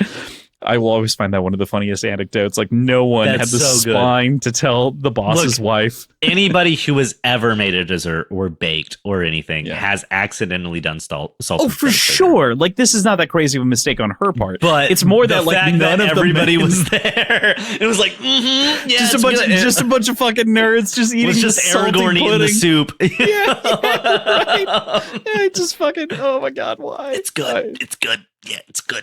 I'll love that forever. Not because it's her fault, but because like no one was willing to Exactly. yeah. Everybody express- makes that mistake once in their life. right. Maybe not everybody. Some people are better than other people. I'm not. I've done it. Plenty of time. Specifically with snickerdoodles once. And that's why whenever he was like salt and cinnamon, it's like, no, No. not Oh, again. That said, he's in this other cell. Yeah. This time, one of Imperial make, of course, on board the Schiavona, of which is named for a basket-hilted 18th to 19th century sword. This is when they were abandoning cross guards with, or rather, there were two choices. Get a basket hilt that might protect Yes. you from like stabbing and other things like that, or go the obviously like mitted glove route around a wider hilt, right? So like Yeah. those were sort of the two styles. Yeah. So I'm a big fan of basket hilted rapiers. they're so pretty. So yeah, above and I'm beyond. aware of Schiavonas.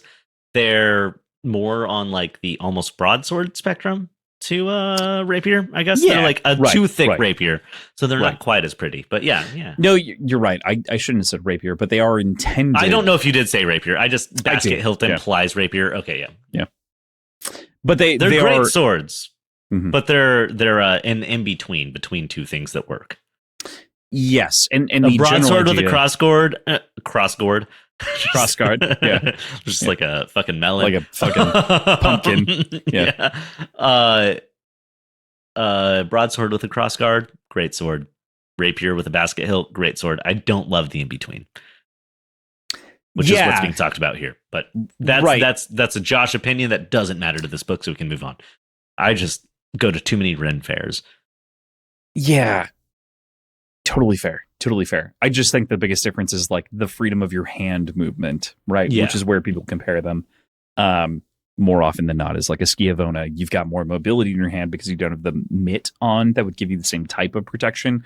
That said, there's a reason that the sword didn't last that long in the Yeah. long term. Because they found out, hey, everybody's Guns got work way crazy better. armor now. Yeah. It's much better if we can just poke the gaps. Right. Also, we could just shoot you. And we're Oh done. yeah, that's the big thing. They Right. were like, Right. have you guys seen these? You just kind of like crank the wheel and you can shoot like 100 dudes.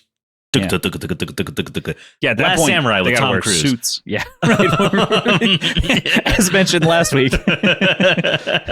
Flashback. Spoiler warning to that movie. Man, The Last Samurai dies. I was like, this is going to be a short episode. This is a normal ass episode. We've It's had a a good normal time. length episode. Yeah. Sorry, Right. we like talking to each Yeah, other. Or it's I fair, like talking it's to you. I don't know if you Yeah, like right. talking No, to I me. do too. Obviously, that's why we're here. That said, we do stare upon Karn's dark ship and what a uniquely horrifying ship that it is. Terraces, I need art of this ship, by the way. cities, spires of castles, and billions of graven statues, gods, angels, all of individual creations. Josh, when I tell you that we have a team that is designing this ship for us as our intro, Shit. this is the intro to the show. I want to know what it That looks will like be because to me, it is a In the middle of the next book, we'll see. it is a like 18th century Gothic cathedral. Ship. Yes, styled. Yeah, Oh, it's out hot. of black. Yeah. What's the big cathedral in New York, like near 30 Rockefeller? It's pretty and it's big and black, but Oh yeah. I know what you're talking about. I'm picturing that, but like more so like Mark's, Cologne. St. Mark's, but St. Mark's, yeah. Or like the Cologne Cathedral, or yeah, or like La Sagrada Familia, like out of Spain. Like there Yeah. are so many incredible visages. But then with all of these like statues built into it. Oh, Yeah. I was very excited. I reached out to a friend of mine when we started the series and I was like, hey man, I just want to pitch you an idea. And he is a graphic designer within the space and like specifically does SF and VFX for a ton of different things. Can't talk about the specifics of a lot of those. He's in some credits for some movies. You will eventually be able to find him. But incredible. he agreed to craft our intro, which should be good for the rest of the series. Was he In the guy middle who of did the Demon in White? So he did some graphics for some movies? for some movies, for some notable He's the guy who movies. did the really big blue dick for Watchmen, right? Yeah, that's it for sure. Okay, the cool. biggest, bluest dick for Watchmen. That's good. That's gonna matter here. Yeah, Mr. William, excited to have you. But William, I know you didn't Crazy. do the big blue dick for Watchmen, unless you did, in which case, like, great work, actually. hell yeah, hell yeah. But yeah, very, very excited. to see That said, yeah, you mentioned art. There is art of the ship as well, and there is more that we will show and share over time, including like there's the ship has a name. We aren't given the name yet, but there's a name. So I'm very excited. What's the name, to learn Kross? about the ship? Nope. But I've seen the Saying ship. the name is also necessitates unpacking the name, and I'm not going to. But I've seen the ship. Nope. I we can't then wait come for the Gibson to fly into that sun. to Jinan, of course. The Jinan flies into that Jinan. sun. Jinan. Yeah. And woof, what a scene this is. This is nothing the like cat? the return. Is the ship cat. called the Cat? The ship is called the Cat, the Jinan. It's the Kananolka. Like it's It's just the Falca. yeah, it's the Valka. Let's be real. Yeah. That said, this is sort of like a return when Jinan shows up. That is like not a good reunion by any No, stretch it of doesn't feel imagination. good. There's This is domestic very violence bad. involved. Yeah. There's not some only is lines there- in there about domestic violence that we could unpack if we wanted to. I think it's important to unpack to some degree. I agree. I agree.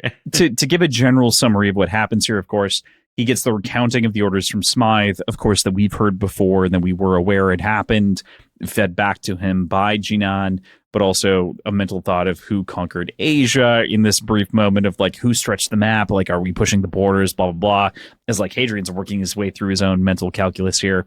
And she hits him, and he thinks just for a second about hitting her back. And also cites that other men might not consider this, but he would because of his background in the streets and surviving, which is a sort of like interesting thought to like run down. I don't know if I disagree with him given the context of like you emotionally reacting that way, but there's a line I want to talk about at the end here, but not right now yet. Sure. But so for me personally, yeah, I am 5'6", Mhm. 160 pounds. I am a decently large woman.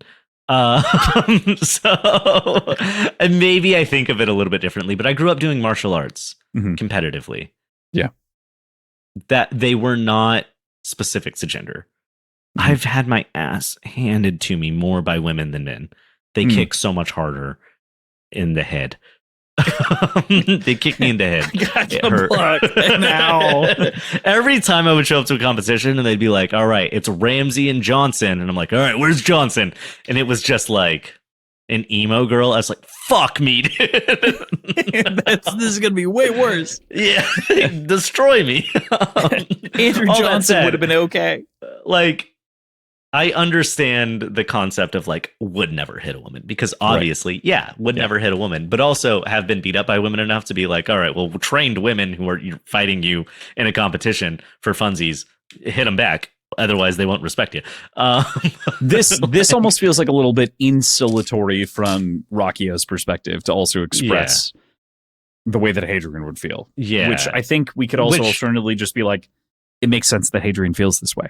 It makes sense that Hadrian feels this way. I also want to express, like, from my own viewpoint, where I'm like, hey, in the sense of competitive martial arts, yeah, go for it. We have both agreed to this.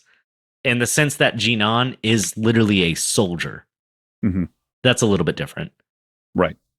Hadrian punching Kat would feel really fucking wrong. Hadrian punching Jinan here would or kind Volca. of... Yeah. Or Volca would feel really wrong, but punching Jinan... And Volca can hold her own. She says she can hold her own, but is she a physical soldier? Yeah, right.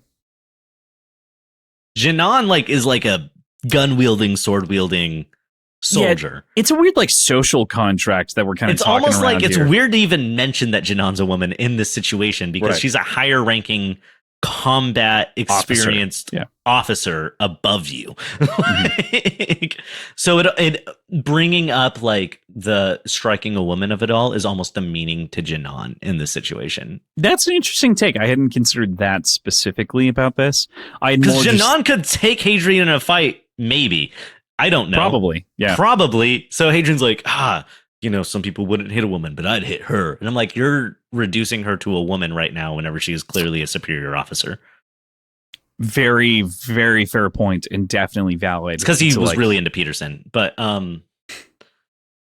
which is going to be coming up here in a moment, folks, for those of you who missed the cut. But yeah, to that point, I don't even think it's definitely not a Peterson thing as far as we spoke about. No, and I don't even know if that's intentional. It's just a moment to get right. into Hadrian's mind about this. But whenever you think about it in the context, it's kind of like, hey, you're saying I thought about hitting her.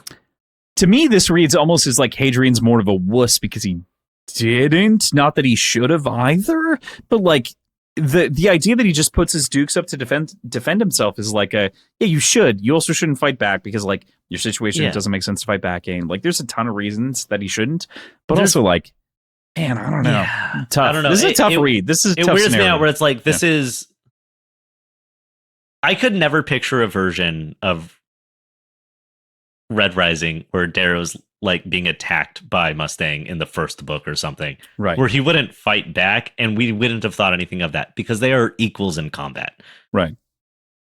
I feel like there's everything here to tell me that Jinan is, at least in some ways, an equal or better than Hadrian in combat. Yeah. So this idea of did I not say Hadrian? Did I say Hadrian? No, you did. I was Okay, just cool. reiterating. Yep. Yes. Okay. Sorry. I was like, did I say someone from a different book series? Nope. I don't know. I totally understand the concept of this section, and I like kind of the opportunity to dive into Hadrian's mind, but it's also Hadrian's being I would hit a woman, but I won't hit her. That's a weird thing to bring up while you're shackled and being beat up by a superior officer in a jail cell, Right. I think that's really the bigger thing is you are. That's not why you're not fighting back right now. Yeah, right. Exactly.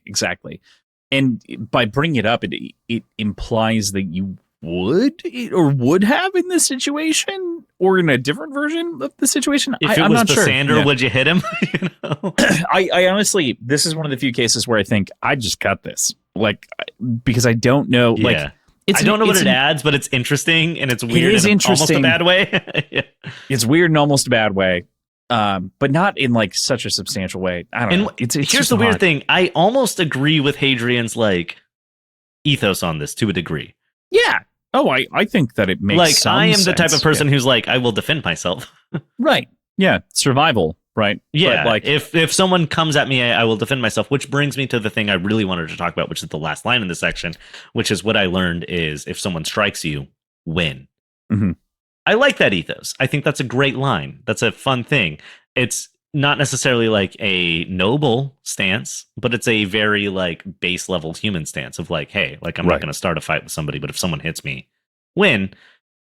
And again, that's much easier to say whenever I am shaped like a slightly large woman. But like, if I was 6'5" and 200 pounds of pure muscle, I'd be like, hey, maybe we could have like some thoughts here.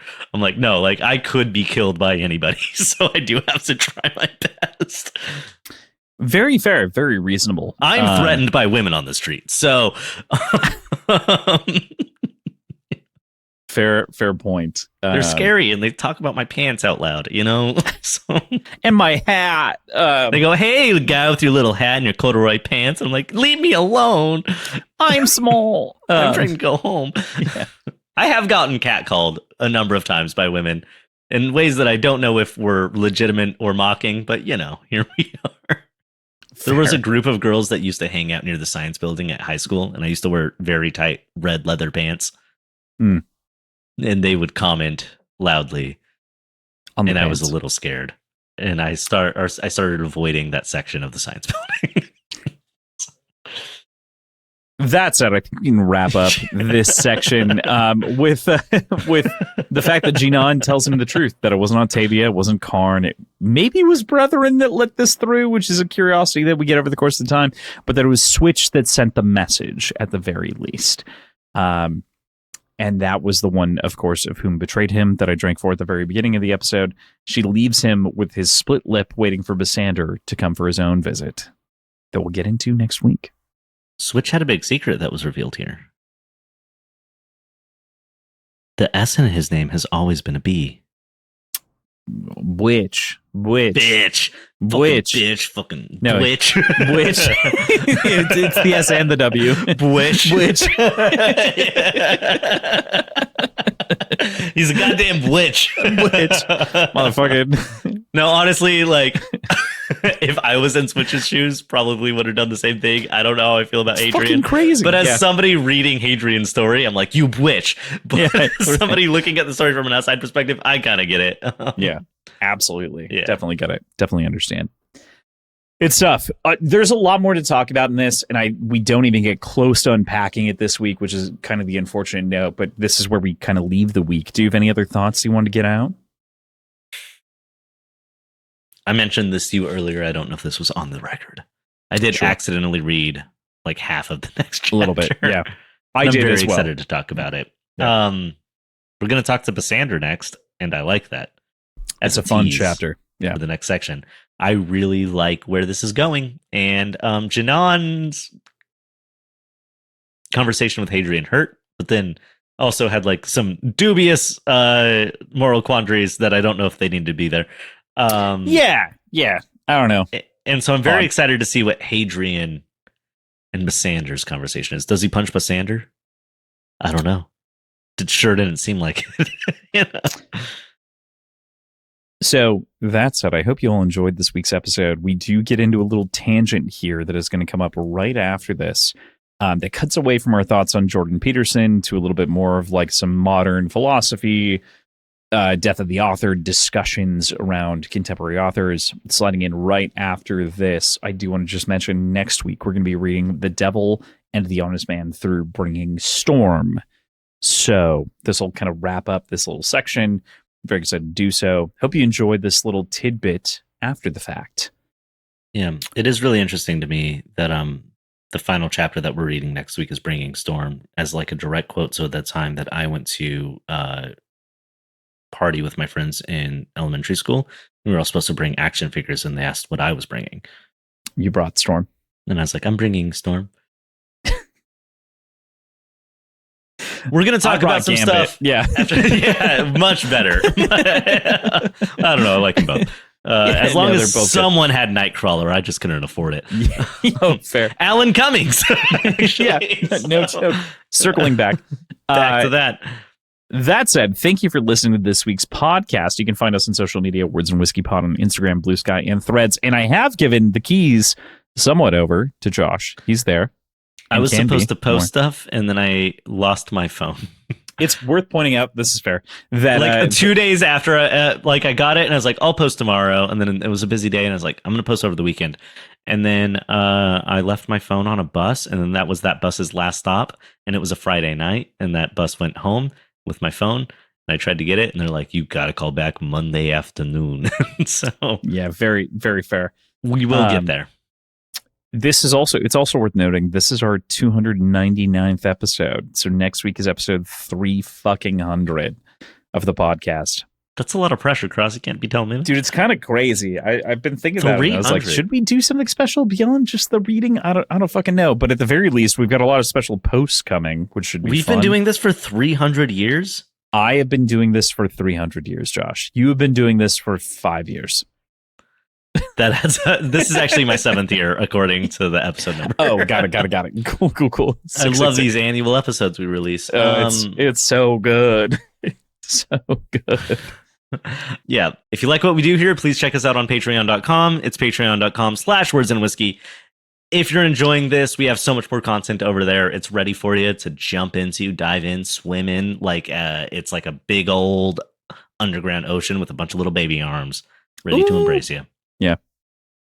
Also, leave us a review on your platform of choice. If you don't leave us a 5-star review this week, we are going to put you in one of those light torture rooms, but with just the cinnamon challenge as your option.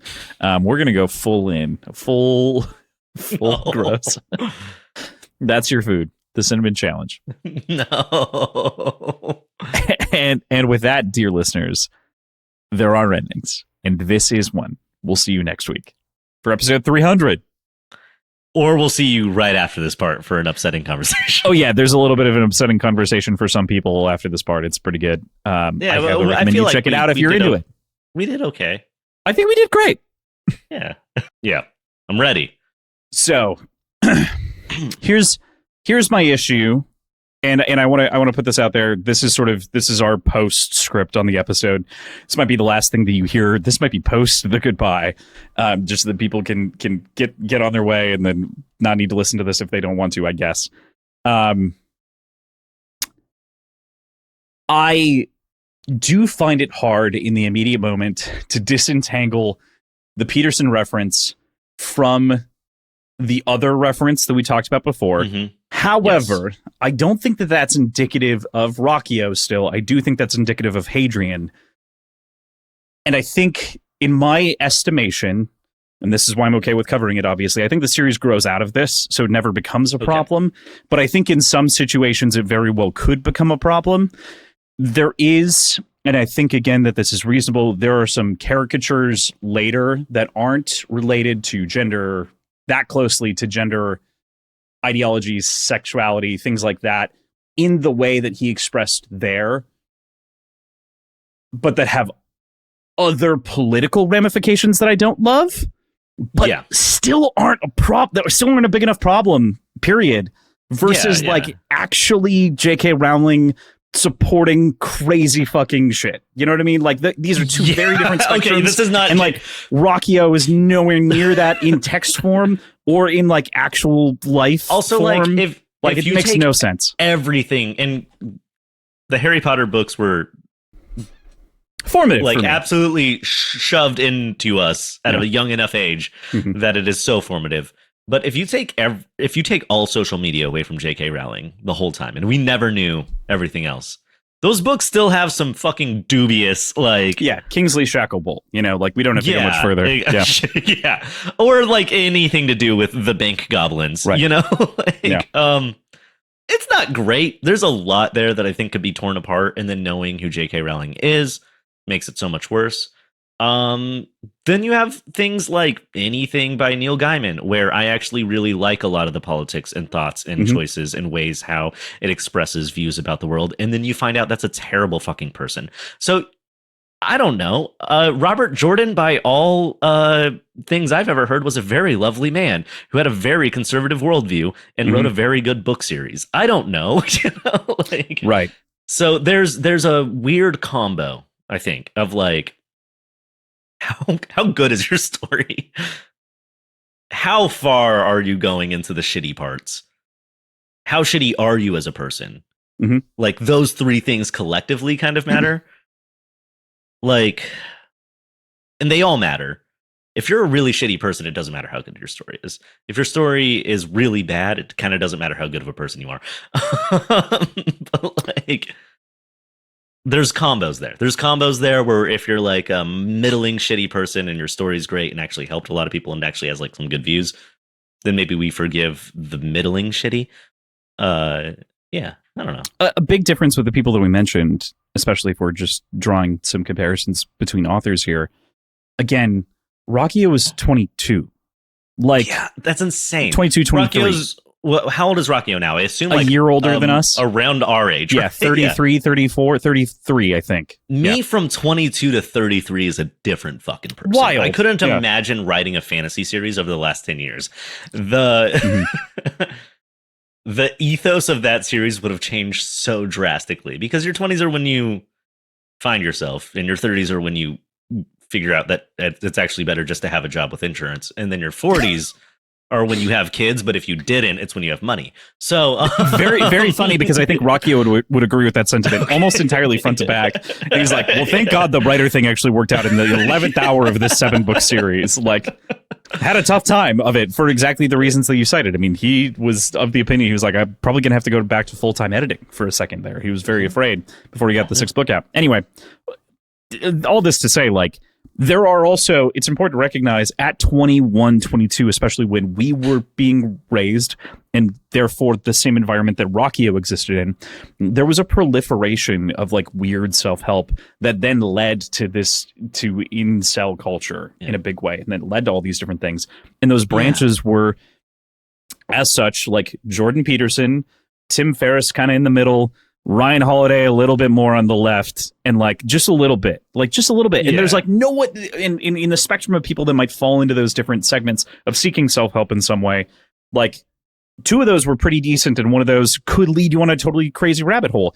That one guy though was had a PhD compared to the other 2 who didn't. No, so I don't know. And like, I mean, we kind of talked about in the Devil's Cut last time, I think, like the show Chuck. Oh man, that's a show that matters so fucking much to me. It was my favorite show for a long time. I love that show, and I really, really liked Zachary Levi in general. I met him at a con. Shazam. It was super cool. Tangled's like one of my favorite modern 3D Disney my favorite movies. Disney movie. Yeah, modern Disney movie. It sucks to like, then now he's shitty. Does that ruin the art that I liked from him before whenever it's a collective of people that made it and the art doesn't express his views, but he's there? I don't know. Novels are a little bit harder because it's a little bit more of a direct singular person. It's mostly one voice. Yeah. Yeah. Sure, there's a team, but it's a team supporting one voice. Cleaning it's kind of like, I still listen to Brand New. You know, brand New is actually the example that I think about more often than not when I think about these things. For people who don't know, New York band Brand New from Long Island, really important emo band. Maybe my most impactful band, without a doubt. Yeah, most important band to me musically at all. They taught me the most about tonality and use of dynamic within alternative and emo music. Jesse Lacey as a writer taught me a lot about how you can incorporate other people's works into your writing cleverly and how to turn a phrase in a way that I don't think anyone gets close to in the modern, like still, unfortunately. Jesse Lacey as a vocalist made me understand as a producer how you can balance emotion and tone in a way that doesn't sacrifice either, but it leans more into one or the other whenever it's needed in a way that like Hot Mulligan wouldn't exist without. Right. You know? And unfortunately, the reality that we grapple with here, especially as in the shared reality, is that like he actively groomed people and actively was sleeping not with underage people, but was also cheating on his wife. Like there's a spectrum of problems that he had that were very serious. And we have to reckon with like how that devalues our appreciation of the art, and that impact, right, in so many different ways. Does and Phil he's still Collins alive. being an This is actively different. terrible person? Yeah. As far as like how he treats his children and as a father and Or being emotionally abusive. or Neil Peart. Neil Peart, yeah. Yeah, right? Like, well, Neil Peart was more of like someone I just politically disagree with a lot. Right, I don't, right. Yeah. He's like an active libertarian. Well, he's like, dead, but yeah. Well, yeah, you're right. He was an I don't know, active it's- libertarian. Yeah, active libertarian. It's hard. But Mhm. also, I give Neil Peart a little bit of a pass. Yeah, he gets bit. way more of a pass. But like that's the that's reasoning just, being those are is just he was a politics. he was a in some ways. Canadian libertarian. I feel like they didn't get it. Like the shit was Fair. too good over there. He's like, hey, what if we all just did whatever we want? And I'm like, yeah, that's really easy to say in Canada. Well, and that's sort of like especially like the B16 clause and some other things like that like Peterson really gets into. So that this is where I wanted to circle Yeah. the wagons back around. I Yeah, don't of think course. that it doesn't suddenly apologize for like the reference or like change anything also about the book. But also, we need to take a moment to recognize that like Jordan Peterson is a terrible person who perpetuates awful views about women, of whom is also just in general a not great dude, and like doesn't believe in any stretch of trans rights. And Yeah. folks may Jordan not. Peterson is one of the people who right now is like, hey, gas is $7 a gallon. Mhm. And we are at the brink of nuclear war with Iran, but it's worth it because that one kid in Idaho can't play basketball on the girls' team. Right. It's often Fuck you, Pylon dude. Media makes a donation to several LGBTQ companies and nonprofits every year. And we gladly support the Trevor Project as a result of some of the work and even talking about J.K. Rowling, especially on Books and Baddies, comes up a lot because of the impact on like AO3 and some of the other spaces in the romance space. It's impossible to have like a fantasy novel series and not have it come up. Yeah, especially if you're our age, again. Which then J.R.R. just Tolkien gets was a into little whole thing. racist. You know, like- Also true. That said, I do also want to make one other recommendation for people that might be interested in reading and understanding a little bit more about this. Guest of the show, friend of the show, Rob Hart, recently put out, he has a Substack, it's excellent. He put out a great little Substack letter talking about J.K. Rowling and the new TV show interesting. as it came out. And it was a really excellent write-up. I think that it speaks well to the idea of grappling with death of the author and whether or not it's worth grappling with in so many ways. And when someone's alive in particular. That does change so things. we're going to link, I'm going to link to that. And then there's a second article that also grapples with death of the author, written by, oh my God, I'm forgetting her name, who wrote specifically about Brand New. Written by J.K. Rowling. No, Like, no, it's no, not that big of a deal. She's a wonderful Talking about Brand photographer, New. concert photographer, also does sports photography around horses and some other things, like incredible, wonderful reporter. Wrote up like a 16,000 word article Damn. about Brand New and the idea of can or would a second act ever make sense? And this was before they announced the reunion tour that they went on last year. Yeah. And what someone like Jesse Lacey could do to like atone properly and pay penance for, in addition to like earn retribution, or not retribution, but earn Forgiveness, I guess, but yeah, not the other R one. But yes, yeah, reconciliation. Yeah, I think that's maybe what I was looking for. Regardless, pay penance at first, at the very least. Yeah. And that article fixates on, instead of the idea of death of the author, instead fixates on the idea of becoming the best advocate that you can on the other side and like owning your mistakes in a way that like changes using your platform not for profit, but instead for something more. In the case of you actively doing wrong. I don't think this is a perfect example of this at all. I think that this person still probably has a lot of growing and thinking to do. But I often, in terms of this, and whenever you're going through this episode, feel free to edit out any thoughts. But I think about Aziz Ansari a lot. Okay. Who had maybe like the weakest cancellation, I guess. It sounded like a bad day by all accounts. Sounded like a bad date, but I don't want to invalidate the fact that he made someone very uncomfortable, and there's a power dynamic Absolutely inherently true. being famous. Mm-hmm.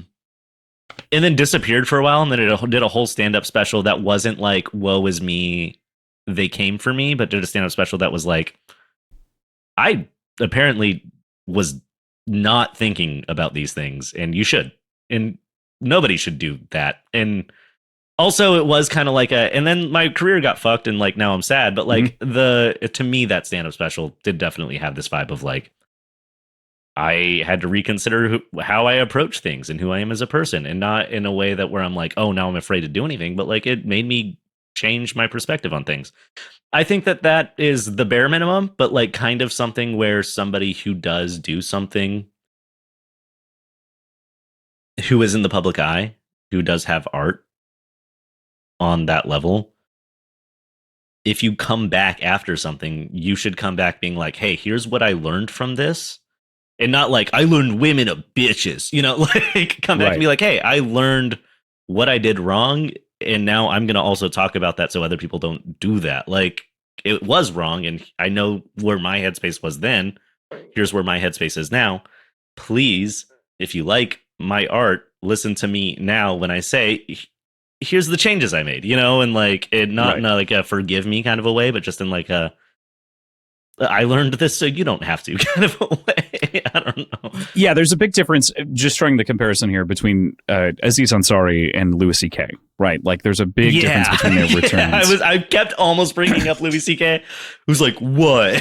He's also very, very good at comedy. Friends and I saw Louis C.K. a couple months before he was canceled. And so that was like a whole thing before details came out. I shouldn't say it as though it wasn't, he did wrong, and the details were surfaced.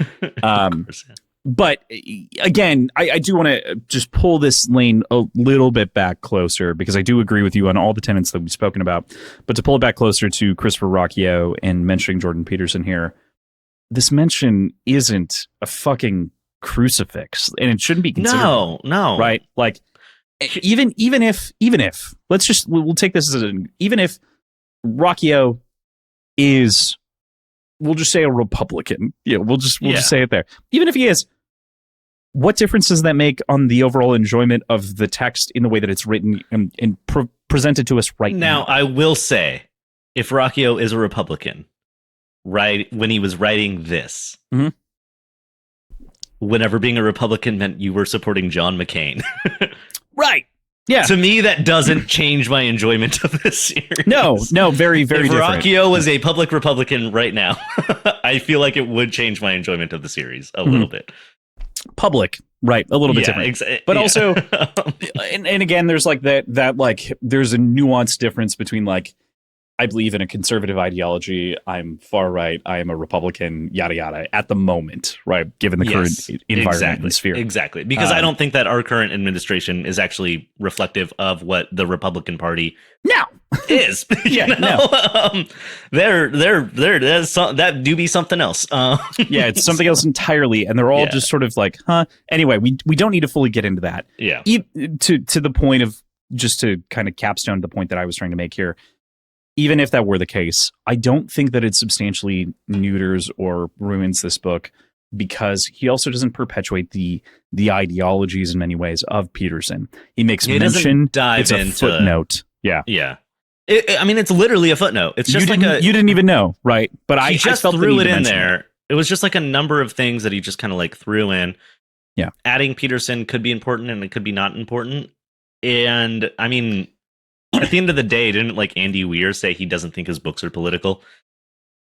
And it's like, bro, you keep, okay, like this week, like yesterday, and we're like, fuck off, like, isn't this about like climate change? But it's fine. And he's like, if you read something into it, that's up to you.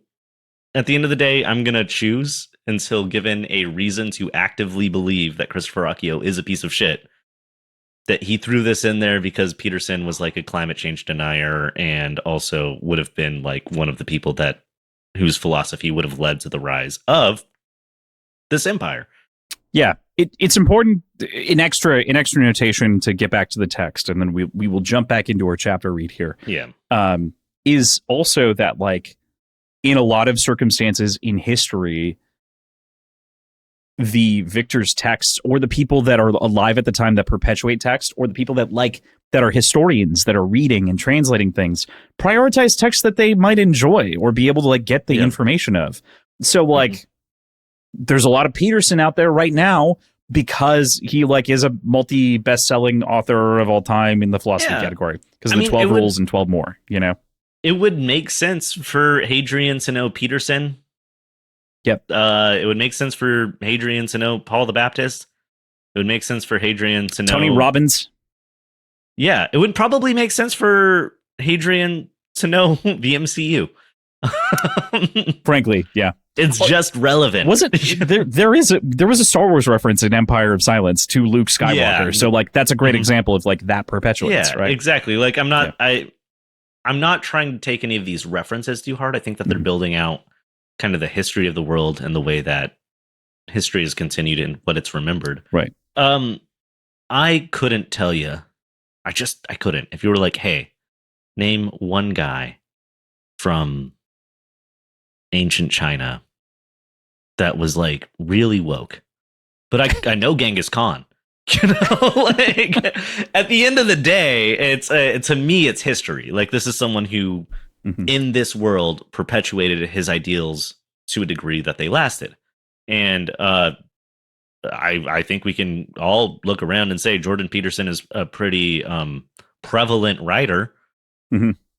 He's here. People know about him. Joe. I mean, like in his own right, Joe Rogan. Right? It would not be weird for me to hear Rockio be like the what would he call him? Like the only thing warrior poet Joe Rogan. You know? That would probably be it. Yeah. Yeah. the only thing that I do dislike about this is the idea that the Scholiast order that he's sitting in on is dedicated to Peterson. That kind of sucks in my mind, but that's so minor. I mean, comparatively, like it's so fucking minor. The Scholiasts kind of suck in my mind. So they also, they're not perfect. It's an imperfect thing inside of a bad system. You know, like the Empire is not good. That's an important thing to recognize. I think the Empire is not good. This book adds a weird aspect too, where we meet one Scholiast very early, very prevalently, and we're like, Gibson is what Scholiasts are when we get real into it. Okay. With all of like the kind of the Peterson isms of it, and there's like this upsetting thing where it's like within the Scholiasts aphorisms or like there's all these Scholiasts. There's a chapter dedicated to Peterson. Yeah. Yeah. The Scholiasts, I feel like we're introduced to Gibson as a Scholiast right away, and then like we're shown Gibson, and we haven't really dealt with many other Scholiasts. So to me, there's this idea that like Gibson is really cool. Gibson is an idol. And like to me too, he seems like someone wise who like truly does have an understanding. Is kind of a humanist Scholiast, you know, to a degree. But I don't think, from what I've learned about this story so far, that Gibson is a great example of who your average Scholiast is. And I think that it puts this weird skew where it's like, if Peterson is worshipped by the Scholiasts amongst all these other people, and Gibson is presented as this like wise person we should agree with, then we should agree with Peterson. I don't know that Gibson does. Like Gibson seems to reject half of the thoughts of the Empire and of the Scholiasts for his own like morality and his own worldview that he's pushing. And I still think Gibson has secrets we ought to learn, because why would Hadrian be given the king with 10,000 eyes? Right. Not only like given the king with 10,000 eyes, but also all of the repetition that Hadrian has had about the laws of obedience. Right. Yes. I think a subtle note there is that like especially the ones that we've had mentioned in this book as the greatest and the best of compassion. And I'm like, is that a Scholiasm or is that a Gibsonism? And it feels more like a Gibsonism. I think it's still based in like Scholiast ideals, but Gibson in particular bring those up in the way he also embodies them in the way that he treats Hadrian, which is probably different than the way that a lot of the other Scholiasts do, where maybe it's more of a pure, because of their apatheia, right? Apatheia. Yeah. That like they don't actually react to a lot of those emotional moments or things, and yet Gibson feels intense compassion for Hadrian, which Yeah. is the strongest of the emotions, and so he gives him this book Yeah. and the path that he goes upon. So like there's this interesting breakdown there for him. To me, like Gibson is, and if we jump over to another series, I don't think we have to give a spoiler warning here because I'm not talking about it. It's the Lornau Arcos. It's like this is someone that is within the society, but also without. You know, like this is somebody who is less shitty, not shitty. But Gibson really, I don't think, represents scholiism as directly as I think we're led to believe at this point. Yeah. He seems more like a rebel in a lot of ways. Yeah, he seems like a rebellious skull. He's closer to Simeon the Red, someone who rejected a lot of the ideals of the order to go do things he wasn't necessarily supposed to do, and then wore the wrong colored cloak for a reason. You know, like, so I feel like there's this idea where I think that because these are people idealized by the scholiasts, we're led to believe that based on this one scholiast we really know that we should agree with it, but I don't think that's necessarily the case. Totally. With that said, I have one more little thing from this chapter. Bring it. Do you think the Gibson that has a bust that he's referring to as Gibson's namesake is Orville Gibson? Ooh. The founder of Gibson Guitars, who does have a massive widow's peak and looks a little bit like a vampire. What? Really? I think you're probably fucking He's just right. like a mustache. He's like a classic. He looks like he could run a circus. I think you're maybe, man. I don't know. I love that idea, though. Could be cool. I don't know. Whenever he started describing like a scrawny man with a mustache and almost vampiric in appearance. I was like, that's what Orville Gibson kind of looks like in my brain. Huh. So I did look him up, and every picture I'm like, he's a little vampiric. I don't know. I think the other thing that I would give credence to here is that like Rockio's a really big heavy metal guy. Like he's a really big metal guy and like a really big, like definitely a fan within the space. So like perhaps he would give a musician. And what's interesting is that Orville Gibson gets much more attention and description than Peterson. For sure, for the record. And I almost feel like that's important in the fact that it's the point. However, there is actually a line that Hadrian's dad says later, which is a quote from the 12 Rules. It's one of the 12 rules of Jordan Peterson. So fair enough. That's a little. It's a little dicey, but I would agree with you.